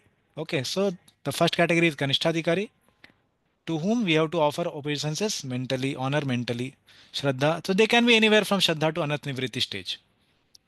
Okay, that second category of devotee, Madhyamadikari, according to nectar of instruction, can be anywhere from Anat Nivriti to Asakti. And third category of devotee, that is Uttamadikari, of nectar of instruction, can be anywhere from Bhava to Prema, having these symptoms. And these same things exactly may not fit for the definition of NOD. Okay, these are as per NOI. So NOD for all the three, Uttamadikari, Madhyamadikari, and Kanishtadikari, are all practicing devotees. They have none of them have reached to Bhava and Prema. Okay. So when we say these particular terminologies of NOD, we don't take it as it is and put it in Bhagavatam or NOI. Okay, I'll show one or two more examples, it will be more clear. Okay. See here. This is from Shrimad Bhagavatam. The definition of Uttamadhikari is given in Bhagavatam. Sarva Bhuteshu Yah Pashyed Bhagavat Bhavam Atmanah Bhutani Bhagavati Atmani Esha Bhagavat Uttamah. Uttama Bhagavat is being described here. This person, Uttamadhikari, is described as person, the most advanced devotee, sees within everything the soul of all souls, the supreme personality of Godhead, Shri Krishna, very high stage. Okay, seeing within every living entity, Krishna. This is very high stage. Consequently, he sees systematically everything in relation to Supreme Lord, understands that everything that exists is eternally situated within the Lord. This person is somewhere between Bhava to Prema. This is according to Shrimad Bhagavatam Uttamadhikari. So, the Uttamadhikari of NOD is not to be made similar to this person, Uttamadhikari of Bhagavatam. Uttamadhikari of Bhagavatam is a different person who is somewhere at a very higher stage. He is not practicing sadhaka. Uttamadhikari of NOD is where he is a sadhana bhakta. He is doing sadhana. This person is where this person is already perfected. Okay. So don't take the term of Uttamadhikari of NOD and apply it everywhere like in Bhagavatam and other places. Okay. So similarly, Madhyamadhikari defined in Bhagavatam. A second class devotee called Madhyamadhikari offers his love to Supreme Personality Godhead, is a sincere friend to all devotees, shows mercy to ignorant people and who are innocent, and disregards those who are envious of Supreme Personality Godhead. So this Madhyamadhikari of Srimad Bhagavatam is somewhere Anat Nivritu to Asakti. Okay, like that. And similarly, Kanishtadhikari is defined that who faithfully engages in the worship of the deity in the temple but does not behave properly toward other devotees or people in general is called a Prakrita Bhakta, a materialistic devotee, and he considered to be lowest position. Okay, he is Kanishtadhikari. So many times you will see Prabhupada telling him he is not even a devotee. Why is not even a devotee? The word materialistic is used here. Why? Because he is not able to respect other devotees. He is just considering about the Lord in the temple. So he is not even a devotee, means he is not even a practitioner of Uttama Bhakti. Okay, he is not a practitioner of Uttama Bhakti, this Kanishtadhikari. So basically the whole point is about that Kanishtadhikari terminology which we studied now should not be just understood that it's applicable in all kinds of books. It's applicable to the life of devotees and science of devotion, surely. But just like, for example, like if you see the usage of the word mobile, what is the meaning of the word mobile? 100 years, 200 years ago, it was different. The word mobile had a meaning that something which can move. But now today if I say you mobile, you will immediately understand a device which is used for phone purpose. So usage has changed over the years. Okay. Similarly, there can be words which can have different meaning in ISKCON and outside. Like we may say he is Avdut. He is transcendental Prabhuji. That means that doesn't mean that he has reached to the highest stage of devotion. Means he is careless. In ISKCON jargon, it means he is careless devotee. Okay, so the words can have different meaning in different places and different circumstances. So we have to understand like that. Different books may use the same word, but they all don't have same meaning. They don't want to say the same meaning. That's what. Okay. So similarly, Chaitanya Charitamrita has given different definition. Okay. So I'm not going in detail, but I'm just showing this final slide where I'll share this later, or you can take a screenshot. Bhakti Sindhu definition of Madhyamadhikari is for a person somewhere between, sorry, Uttamadhikari is for Nishtha to Asakti. Madhyamadhikari of Bhakti Rasam Sindhu can be at the stage of Anath Nivriti kind of. This is just like we cannot say exact stage we are saying, but somewhere he can be there. Similarly, Kanishtadikari of Bhakti Rasam Sindhu can be somewhere. Komal Shraddha, that means from Shraddha to Anat Nivriti anywhere. Okay. So like that, different books give different definitions for these terminologies. So when somebody speaks in class, in Bhagavatam class or some class, that he is a Uttamadikari, please try to understand from which book he is describing, and don't counter argue, and don't misunderstand him until unless you clarify that, because he may be speaking from Bhagavatam perspective and you may be thinking it from NOD perspective. Okay, so it's better to clarify what he is meaning, which terminology he is using. Okay, so then only we can understand. Like the word Atma in Bhagavad Gita itself has more than three meanings. It can mean the body, it can mean the mind, it can mean the soul. Correct? It can have many meanings. So we have to clarify to the person which meaning are you referring to of this word. Similarly, different terminologies can have different meaning. So instead of arguing, we can clarify which meaning they want to use here. Okay. Any questions on this till now? Yes, Kishore Madhapru. Just a small clarification. Say someone can be expert in Bhagavad Gita, say correct na? So we can say consider him as an Uttam Adhikari, but he may not be very expert in Bhagavatam in during his lifetime, basically. Can we also consider the classification accordingly, scripture wise? Not that is not described anywhere. I have not heard like that. But here, what I understand Rupa Goswami is saying is all the scriptures, Bhakti scriptures, Gaudiya scriptures. He has at least basic scriptures like Bhagavad Gita, Srimad Bhagavatam, and Chaitanya Charitamrita. These are the most important that he has studied nicely, and that at least he is able to fully give arguments. And Srila Prabhupada purports are filled with Shastri Yukti, how to understand which statement and how to counter argue. Prabhupada himself raises the question. Sometimes the question may be raised like this and then he answers. So Prabhupada books are full, and even Prabhupada purports what? Translation itself. Prabhupada gives purported translations where he includes the philosophy in the translation itself. Okay, so Prabhupada books are full of these things. If somebody studied Bhagavad Gita, Srimad Bhagavatam, Chaitanya Charitamrita, then he can be very well versed in the Shastri Yukti. That I am very sure. So at least this much.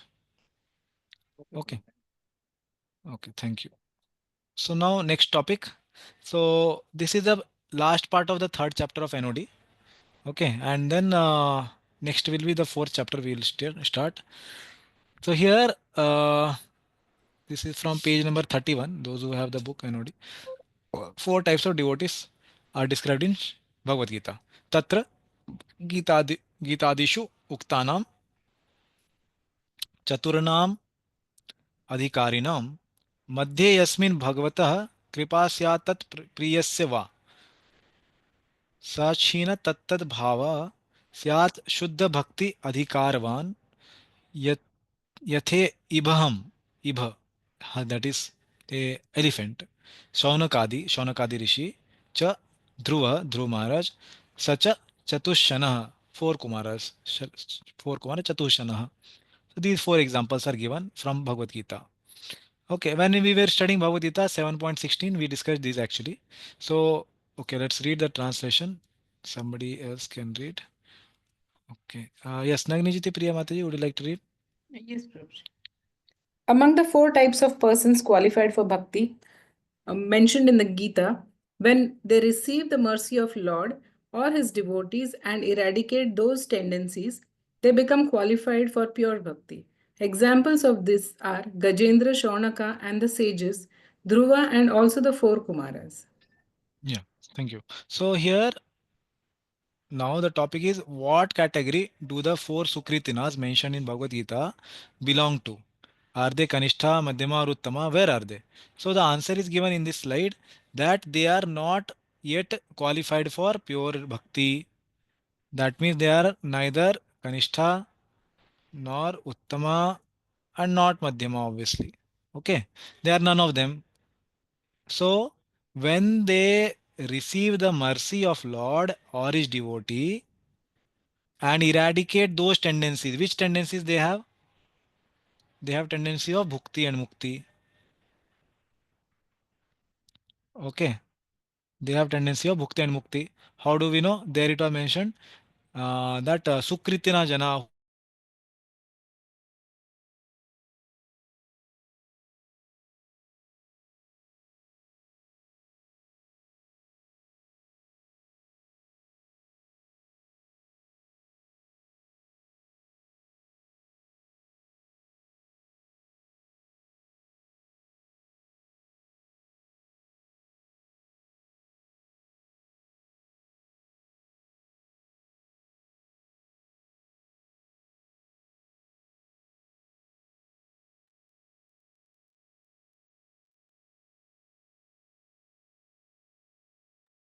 Hare Krishna.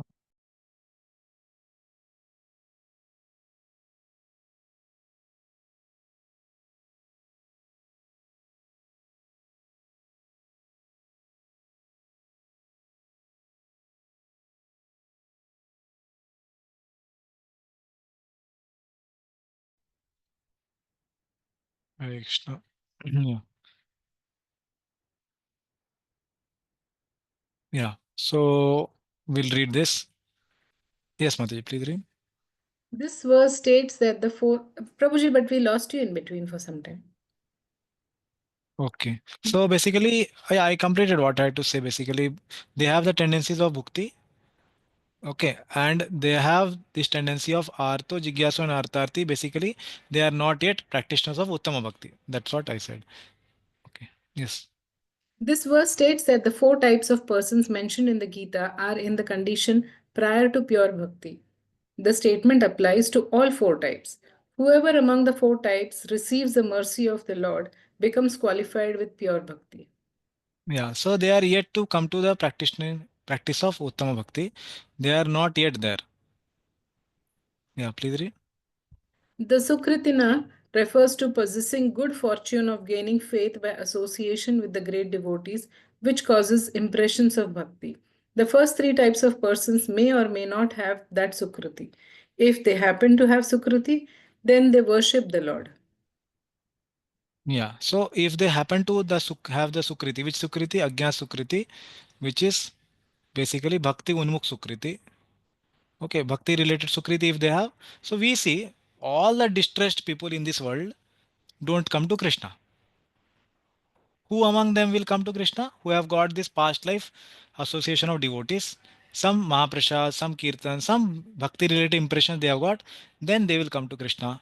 Artho. All those who are need of having the need of money, all beggars, otherwise would have become devotees. But we don't see all beggars are devotees. There are few who may be devotees because they have got association of some devotee in past life. They are in need of money, they will become devotees. And Jigyasu, all inquisitive person like scientists also, they are all not devotees. Few scientists are devotees also, like Albert Einstein or Benjamin Franklin. They are devotees, and there are like Stephen Hawkins kind of people who are completely antagonistic to God consciousness. Okay, so they have not got any association of devotee in past life. So there are various category of devotees. If they have got good association of devotees, then they will become also closer to Krishna in this life. That is the philosophy here. Okay. Yeah, please continue. In the case of the Jnani, however, it is certain he has Sukruti because he can only become knowledgeable of the Lord from such Sukruti. Thus, he definitely worships the Lord. This is the meaning.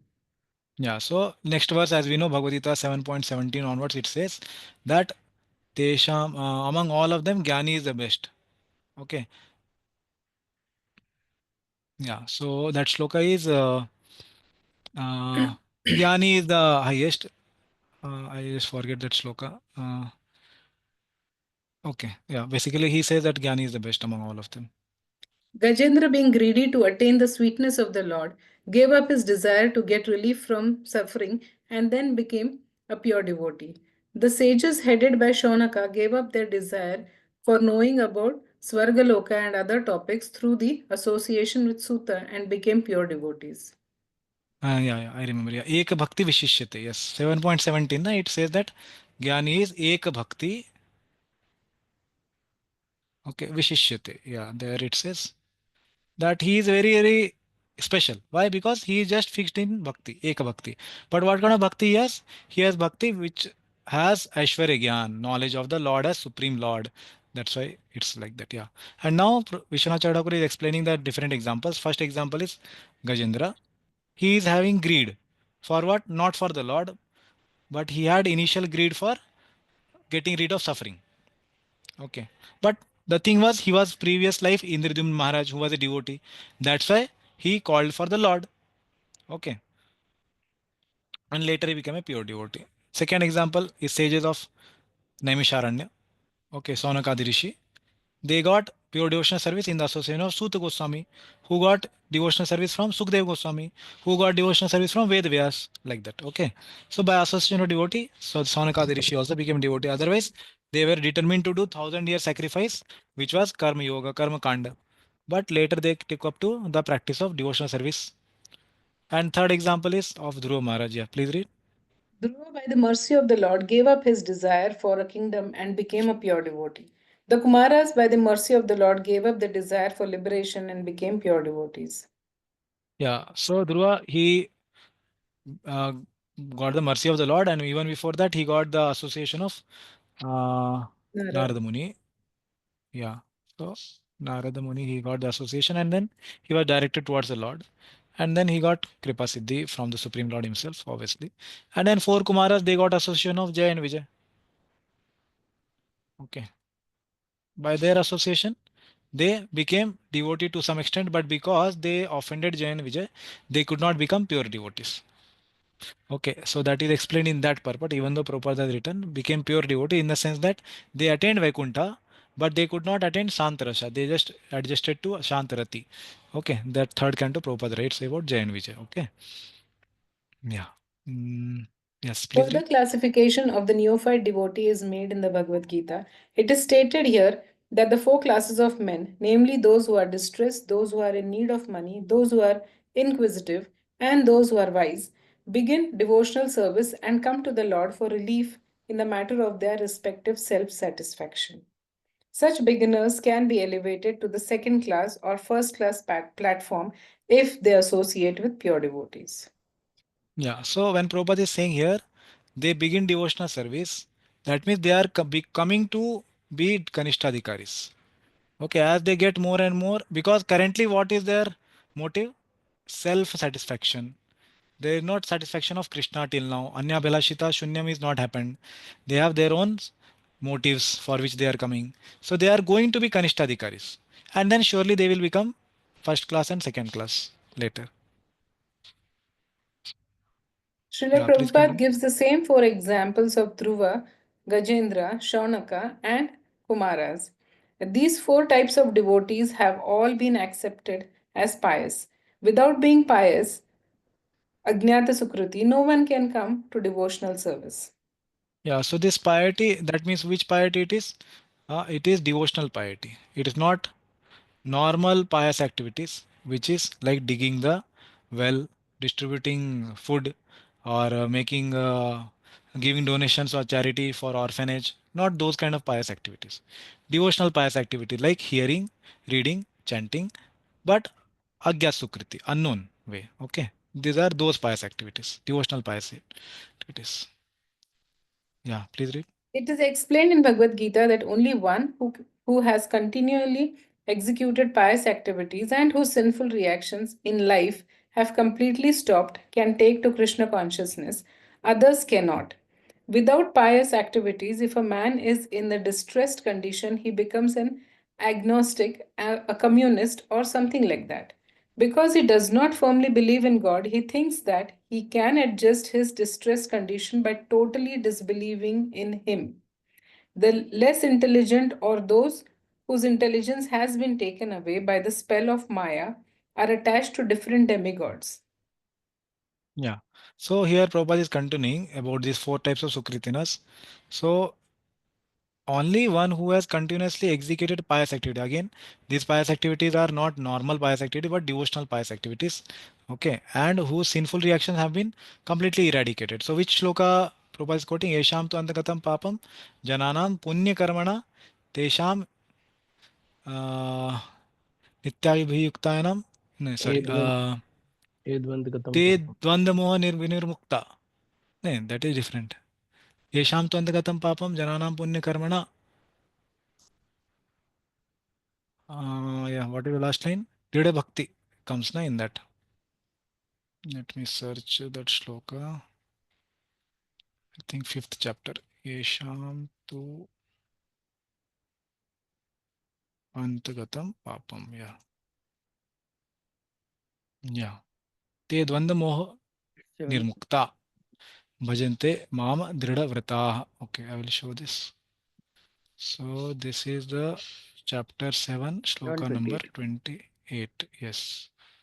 So here, if you see the shloka, so word used here is Drida Vrataha. Okay. Which kind of bhakti he is performing? Drida Bhakti. So Acharyas explain that Drida Vrata means the bhakti at the stage of Nishtha. That is after Anartha Nivritti. Where is Anartha Nivritti mentioned in this? Dvandva Moha Nirmukta. Okay. They have been freed of Dvanda and Moha. Okay. So this person is practicing which type of bhakti? Drida Bhakti, Nishtha Bhakti, at the stage of Nishtha. So Antagatam Papam, that means he is released of all the Papa which is there, Anartha.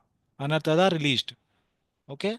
And Jananam Punya Karmanam, they have performed which kind of Punya activities? They have performed the devotional Punya activities. Okay. So pious activity Prabhupada is written, which means devotion and piety. Okay. So this shloka has to be understood in that way that this is not beginning of devotional service. This is beginning of Dridhavrata Bhakti. That means Nishtita Bhakti. That means devotional service at the stage of Nishtha is beginning when the anarthas are gone. Okay, Antagatam Papam. That is the meaning of this shloka. Okay. So now we'll go back to the slide and now we will read. Yes. So what Prabhupada is saying that one has executed pious activities and whose sinful reactions in life have completely stopped can take to Krishna consciousness. Does not mean here he is going to start Krishna consciousness. Okay. Take to Krishna consciousness here means that he will do Nishtita Bhakti. Means Bhakti at the stage of Nishtha. Okay, that's how Baldev Vidyabhushan and Srila Vishwanath Chakravarti Thakur have explained this shloka. Okay, so please don't think that qualification to enter bhakti is to overcome all the sinful reactions. Okay, and executed all the pious activities. Okay, they are not qualification to enter into bhakti. Qualification to enter into bhakti is the Shraddha, that is faith, that comes by association of devotees in the past life. Okay. Yeah, that was one point to be clarified. And now Prabhupada is continuing without pious activities. If a man is in distressed condition, he becomes an agnostic, a communist, or something like that. Yeah, he is distressed condition, but without devotional sukriti, then he will not come to Krishna. Okay, he doesn't have firm faith in God, so he will not come to Krishna like that. Okay, as we told that, yeah, all distressed people, all beggars don't come to Krishna. Okay, any questions till now? What we discussed on these four types of Sukritinas from Bhagavad Gita. Okay, so then we will go to the next one. This is chapter 3 last part and chapter 4 beginning. Okay, so they are clubbed together by Prabhupada. Yes, Madhav Harinam Prabhuji. Prabhuji, that means the sloka, the gradation from Bhagavad Gita, that these Artho, Jigyasu and Artharthi, they are still not in Kanisthadika, you know. Only this Gyani, no. Gyani is Gyani only is. in, Correct. okay. Yeah, they are So not when yet they will be come to Kanishtadikari. they will be purified by the association of devotees, and then when they will get a desire to satisfy Krishna, then only they come to Tamadika, you know? Yeah, correct. That's what we discussed here. Yeah, the whole shloka is that only. So when they receive the mercy of the Lord, Yasmin Bhagavata Kripa Syat, or his devotee, Tat Priya Seva, either the Lord or his dear persons, who are dear person devotees, and eradicate those tendencies. Sa China, Tat Tat Bhava, those tendencies, whichever they have, that become Chin. Chin means reduced in intensity. They become qualified for pure bhakti. Shuddha bhakti adhikaravan syat. Syat means to happen. So they become adhikari after this thing happens. That's clearly told in the shloka by Rupa Goswami. Okay, na? And probably in between, he may have some desire to satisfy Krishna also, and then he has some material desire also. That means he has some Mishra Bhakti. That means he didn't belong to Uttama Bhakti, no? Still. No, if he did not see that as anartha, that okay, I have tendency to enjoy, but he wants to keep that. He is praying to Lord, oh Lord, please don't remove this desire. I want to enjoy sense gratification. I want to attain liberation. He is praying like that, but he is not praying that please remove it. He has not seen that as anartha, then it will not go away in anartha nivritti process. And Lord will allow him and it will happen to him. It will be fulfilled for him by the process of bhakti. And he will not get prema. Okay. But he will get those desires fulfilled. That's what will happen. But on the way, he might not know that these are the anarthas. And later on, when by the desire he has some desire to satisfy Krishna, but on the way the anartha will come, and then he may not know that is the anartha, but still his motivation is to satisfy Krishna. And is he still doing Uttama Bhakti, or maybe he will be diverted from by that anartha? I'm not able to understand clearly. You are saying that person is having anarthas, but he has not come in touch with devotees to understand that that is anartha. Yeah. And but Like that. his motivation is to satisfy Krishna, but still he didn't know that it is anartha, and he could not find out. Uh, And then he will uh, be affected by such anartha and going to another direction also. But he may he not doesn't know know. only. Yeah. Okay. Yeah. So So that will answer that is be still? given. uh, Sorry. Yeah. He continue question. Yeah, he is still on the neophyte devotee, neophyte or Kanishtha will he be on No. Kanishtha? No. He will not be called Kanishtadhikari because he has not understood that these are anarthas and has to be given up. Okay. So ब्रह्मांड भ्रमिते कौन भाग्यवान जीव गुरु कृष्ण प्रसादे पाए भक्ति लता बीज only a very very very fortunate bhagyavan jeev will come into touch with guru and krishna. How they come in touch, there is no rule for that. Okay. So there is no rule for who will become devotee, who will not. But if they come in touch with a pure devotee or practitioner of pure bhakti, then they will understand that these are anarthas, I should give it up. And then they will take up to Kanishtadhikari and then Madhyamadhikari and Uttamadhikari and Bhava Bhakti, Prema Bhakti. But if they did not come in touch, then they will continue with that desire and attain their respective goals. Okay, no? Yes, Prabhuji. Hare Krishna. Yeah, that's what. Yeah. Okay. Yeah. So,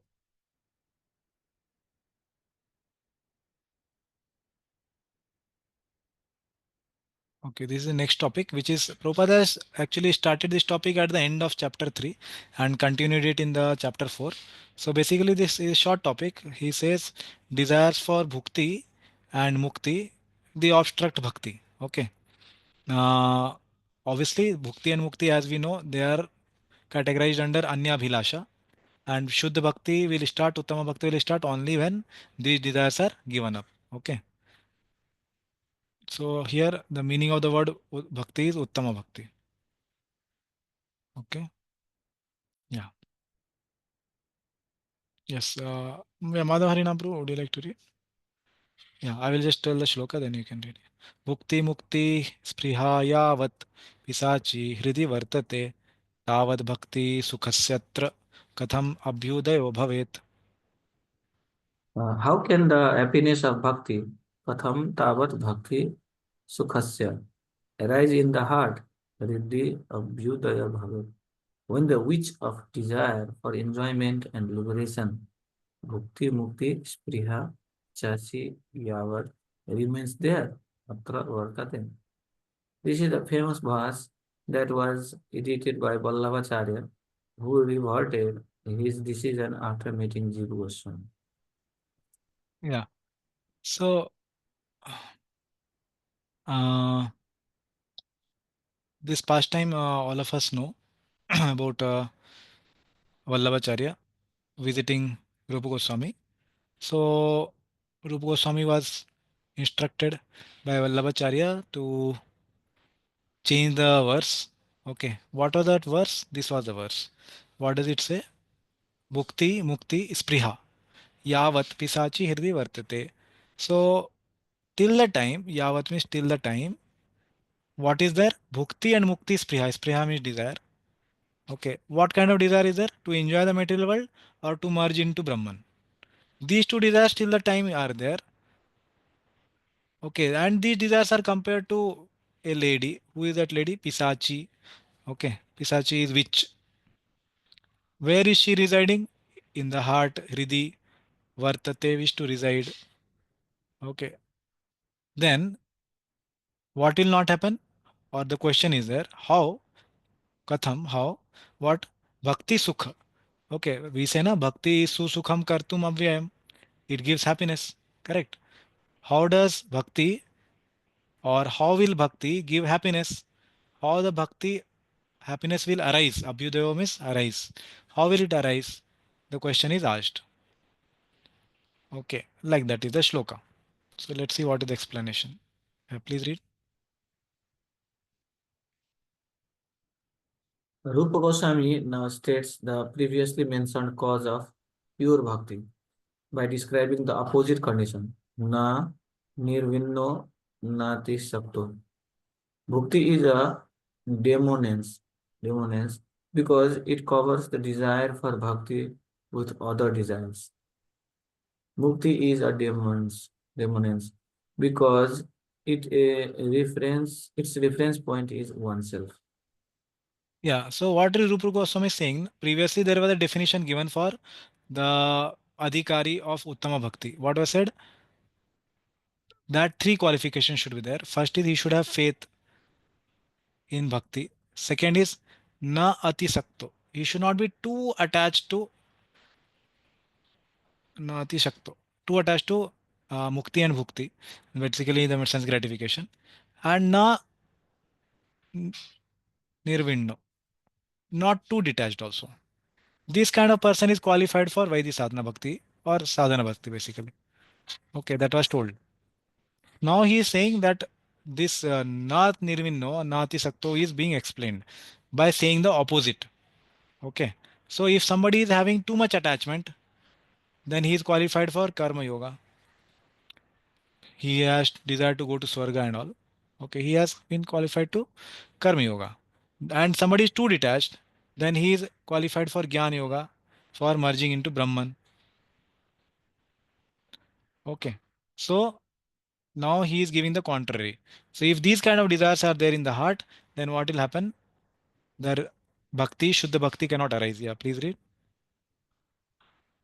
Even though the devotees become liberated from samsara, the liberation is not at all their goal.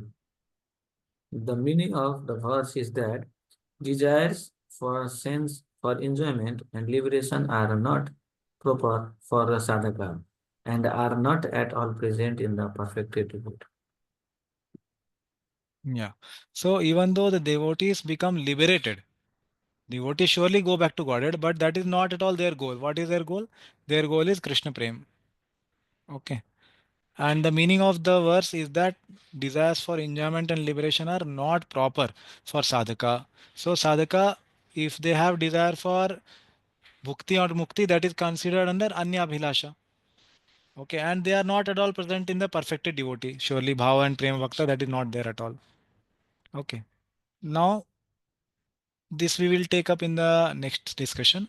Of these two, desire for mukti is more detrimental. Okay. This we will take in the next discussion.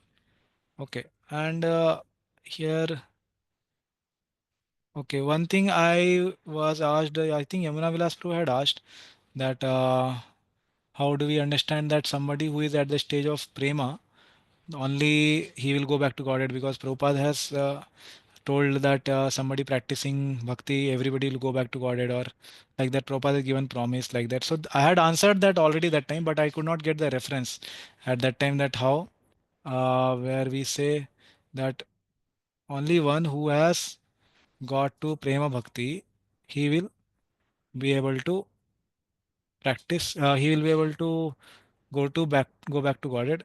That I will show from here, Shrimad Bhagavatam. Okay.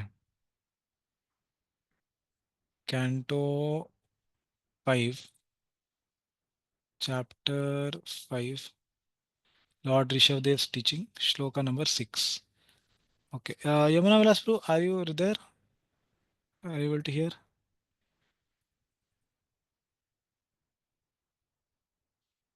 Okay. Somebody else can read. Yes, Madhav Harinam Prabhu, can you read? When the living entity is covered by the mode of ignorance, he does not understand the individual living being. He is subjugated by fruitive activity. Therefore, until one has love for Lord Vasudeva, who is none other than myself, he is certainly not delivered from having to accept a material body again and again. It's confirmed. So this is told by Lord Rishabdev, another incarnation of Lord Krishna. He is saying very simple words, Pritir na yavat mai Vasudeva, I who is Vasudev, until unless somebody has got Priti, that means Prema, na muchyate deha yogam, deha yogena tavat, he will not be relieved of the deha yoga. Deha yoga means birth in the material body, in the material world. So very simple translation Prabhupada gives. Therefore, okay. So he is saying until one has love for Lord Vasudev, who is none other than myself, he is certainly not delivered from having to accept a material body again and again. Okay. So maybe devotees can take a screenshot or whatever. You can see this is a reference for the point that one can go back to Godhead if he is aspiring for prema. Okay, if he is practicing Uttama Bhakti, then only when he attains prema, he will go back to Godhead. Okay, surely there is no doubt. By chanting one holy name, Ajamila and all others got released of the sin, and somebody chanted Haram, they went back to Godhead, no problem. But all of them did not want prema. They just wanted to get liberated. They went back to Godhead by chanting one holy name. There is no issue with that. Okay, but somebody who is practicing pure devotional service, please hear carefully and understand this concept. Somebody is aspiring for prema, he will go back to Godhead only when he attains prema, not before that. Somebody wants just liberation, you chant one holy name, you can go back to Godhead, no problem. But you want prema, you want highest fruit of the Vedic tree, then we have to work hard and practice for many lifetimes, and until unless we reach to that level of prema, we will not go back to Godhead. Okay, this is the tattva, this is the philosophy. Okay, so when Prabhupada says that you can go back to Godhead in this very life, there is no counter argument from this. That is also true if we are sincere to that extent and intense, having that intensity, and we attain prema. But if we have not attained prema, then we should understand that we will again get the opportunity to practice, and then we will go back to Godhead when we have attained prema. Okay, so just wanted to show this. Okay, so that we are not confused about this concept. Okay, Hare Krishna.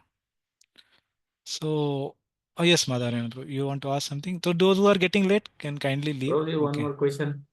That Yes,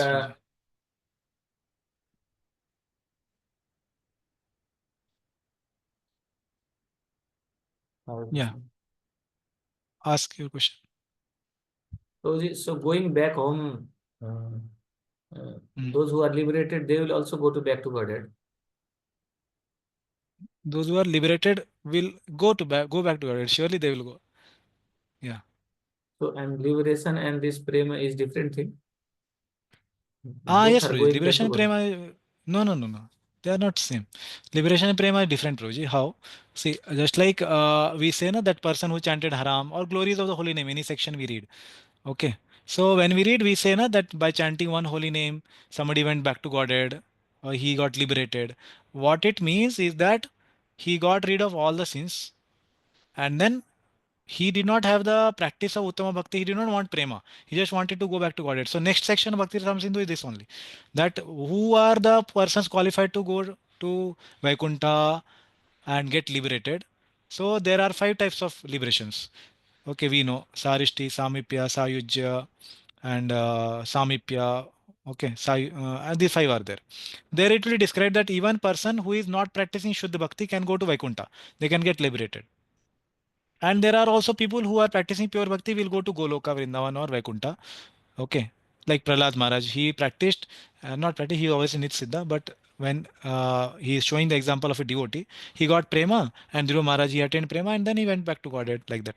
So we also understand that Narad Muni, as he showed the example of a Vaidhi sadhaka, he gradually attained the Prema Bhakti stage in first canto, chapter 5 and 6 we study, right? So these are all devotees practicing and going back to Godhead. But there are surely cases like we have example of Dhritarashtra. He also attained liberation. He did not practice bhakti, right? In 13th chapter, we read at the end he left body. Dhritarashtra quits home, and then later it comes that he quits body also, along with Gandhari. So they attained liberation because they are not practitioners of pure bhakti, but they will not get prema. Prema means intimate connection with the Lord in spiritual world, reciprocation with the Lord, like Mother Yashoda, Nand Baba has. Like that, when who has attained prema, he goes to spiritual world. He also interacts with the Lord very personally. Okay, but everybody got liberated will not interact personally. Okay, like Narendra Modi doesn't interact with everybody in India, but everybody is in India only. So everybody is having Salokya with Sir Narendra Modi. He is also in India, same Loka. We are also in India, but we don't interact personally. But there are few people who interact personally, like that it is. So from people who get liberated, they get Salokya, but they are not interacting personally with Krishna. They are just liberated, like that. But probably we hear that to go to back to Godhead, the minimum qualification is Krishna Prema. So, Yeah, correct. so those who go to back to Godhead, they must have Hmm. Prema. So how Correct. this liberation can go, liberated only can go to Huh. back to Godhead. Yeah, I am saying, Prabhuji, that statement that one who has only prema can go back to Godhead is for one who has a goal of prema. If somebody doesn't have goal only that prema, then he will not attain prema and then he will not go back to Godhead. He will go before only because his goal was only going back to Godhead. He did not want to reciprocate personally with the Lord. He just wanted to go back to Godhead without any having interaction with the Lord, just to be there in Vaikuntha. Okay. So for those who are practitioners of Shuddha Bhakti, for them this statement is true what you told. Until unless they attain prema, they will not go back to Godhead because that is their goal. Every day morning we are saying that our goal Yeah. is Krishna prema. So Krishna heard it and he told, okay, I will fulfill it until unless you attain Krishna prema, you don't come here. So that is your goal. That's how Krishna is merciful to us. That you attain it and then come. Okay. Okay, my Prabhuji. Yeah. Okay. Okay, Arun Prabhuji. Prabhu. Prabhuji, Thank Prabhuji, you, Prabhuji. Prabhuji, one clarification, Prabhuji. Shri Gangaputra. Yeah, But yeah. Prabhuji, what these souls, liberated souls, after going there, what they will do, Prabhuji? Like, there's some description for that also. Because we see Yeah, that it when will come, we Prabhuji. okay, Next because next what session is that only. What they are doing there. okay, Yeah. okay, Prabhuji, then we'll wait and Yeah. Yeah. Arun Prabhu. Like in the last part, you said when someone is too attached, he is qualified for karma yoga. And Correct. like as far as I understand, karma yoga is when someone is not attached and offers the result to Krishna. So how do we understand this? Mm-hmm. Or Yeah, if yeah, I'm yeah. No. Karma yoga are of two types, Prabhuji. One is sakama, okay, okay.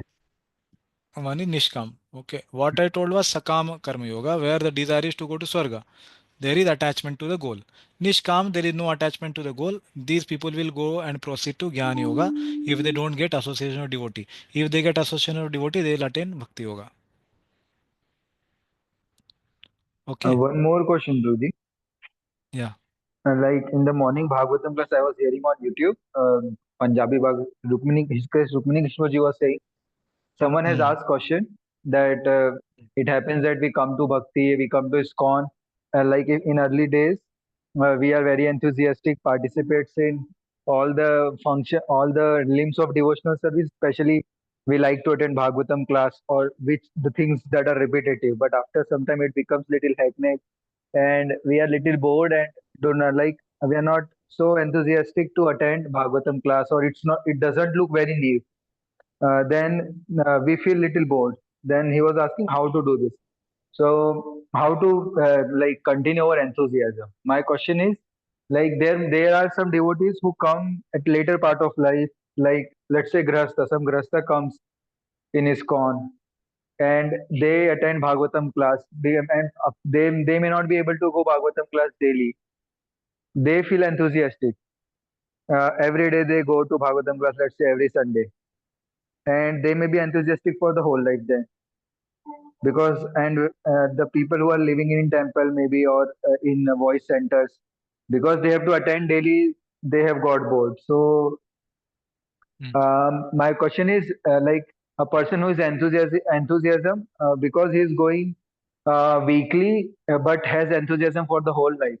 But someone who has went 1 year regularly, this question came because Prabhuji asked that someone goes back. to material life and then come back after 6 7 years. So let's say he was enthusiasm continuously for 2 years. He was attending Bhagavatam Mm. class daily, but then got bored. And someone who has come in ISKCON in such a way that he has attended whole life with enthusiasm till the death, then which case is Mm. better? Or who is Obviously, better as a devotee? Because yeah, he is dying obviously one who has enthusiastically. enthusiasm. Yeah, one who he has is enthusiasm, yeah. that's what. Yeah, one who has enthusiasm, that is better. Uh, but Uh, uh, but I would say that does not depend on how frequently one is going to temple and all these things. It will not depend upon that. Okay, what it depends on, that is mentioned in Shrimad Bhagavatam. Okay, principle is that if one has committed aparadh, then he will not have the attraction for bhakti. Okay, he will not feel enthusiastic for bhakti. Whether he goes frequently or he doesn't go frequently. Okay, I'll show that shloka from Shrimad Bhagavatam. Okay, so that is second canto. Yeah. So what he says there is that one will not get the tears in his eyes. Okay, because of aparadh. What is that shloka? Oh, second canto. Yeah. I think 10th chapter, second chapter. Mm,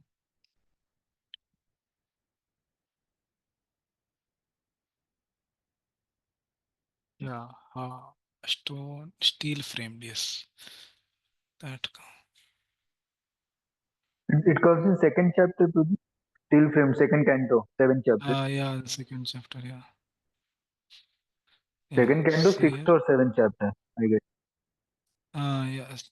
Yeah. I got that shloka. I'll show it. Okay. Not this.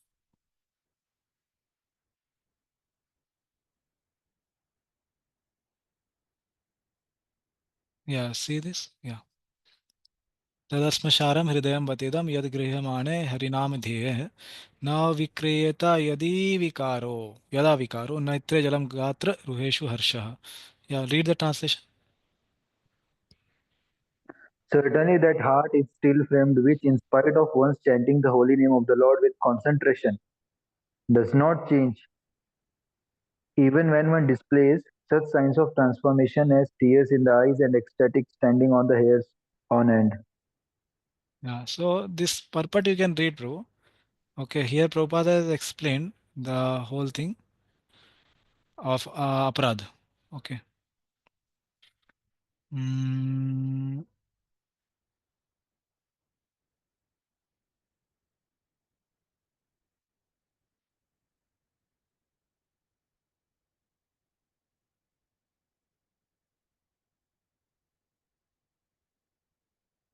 mm, yeah, read this.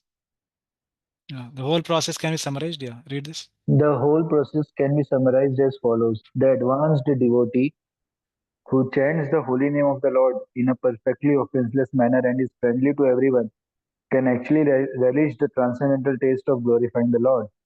And the result of such realization is reflected in the cessation of all material desires, etc. As mentioned above, the neophytes, due to their being in the lower stage of devotional service, are invariably envious. So much so that they invent their own ways and means of devotional regulations without following the acharyas. As such, even if they make a show of constantly chanting the holy name of the Lord, they cannot relish the transcendental taste of the holy name. Therefore, the show of tears in the eyes, trembling, perspiration, and unconsciousness, etc., is condemned. They can, however, get in touch with the pure devotee of the Lord and rectify their bad habits. Otherwise, they shall continue to be stone hearted and unfit for any treatment. A complete progressive march on the return path home back to Godhead will depend on the instructions of the revealed scripture directed by a realized devotee.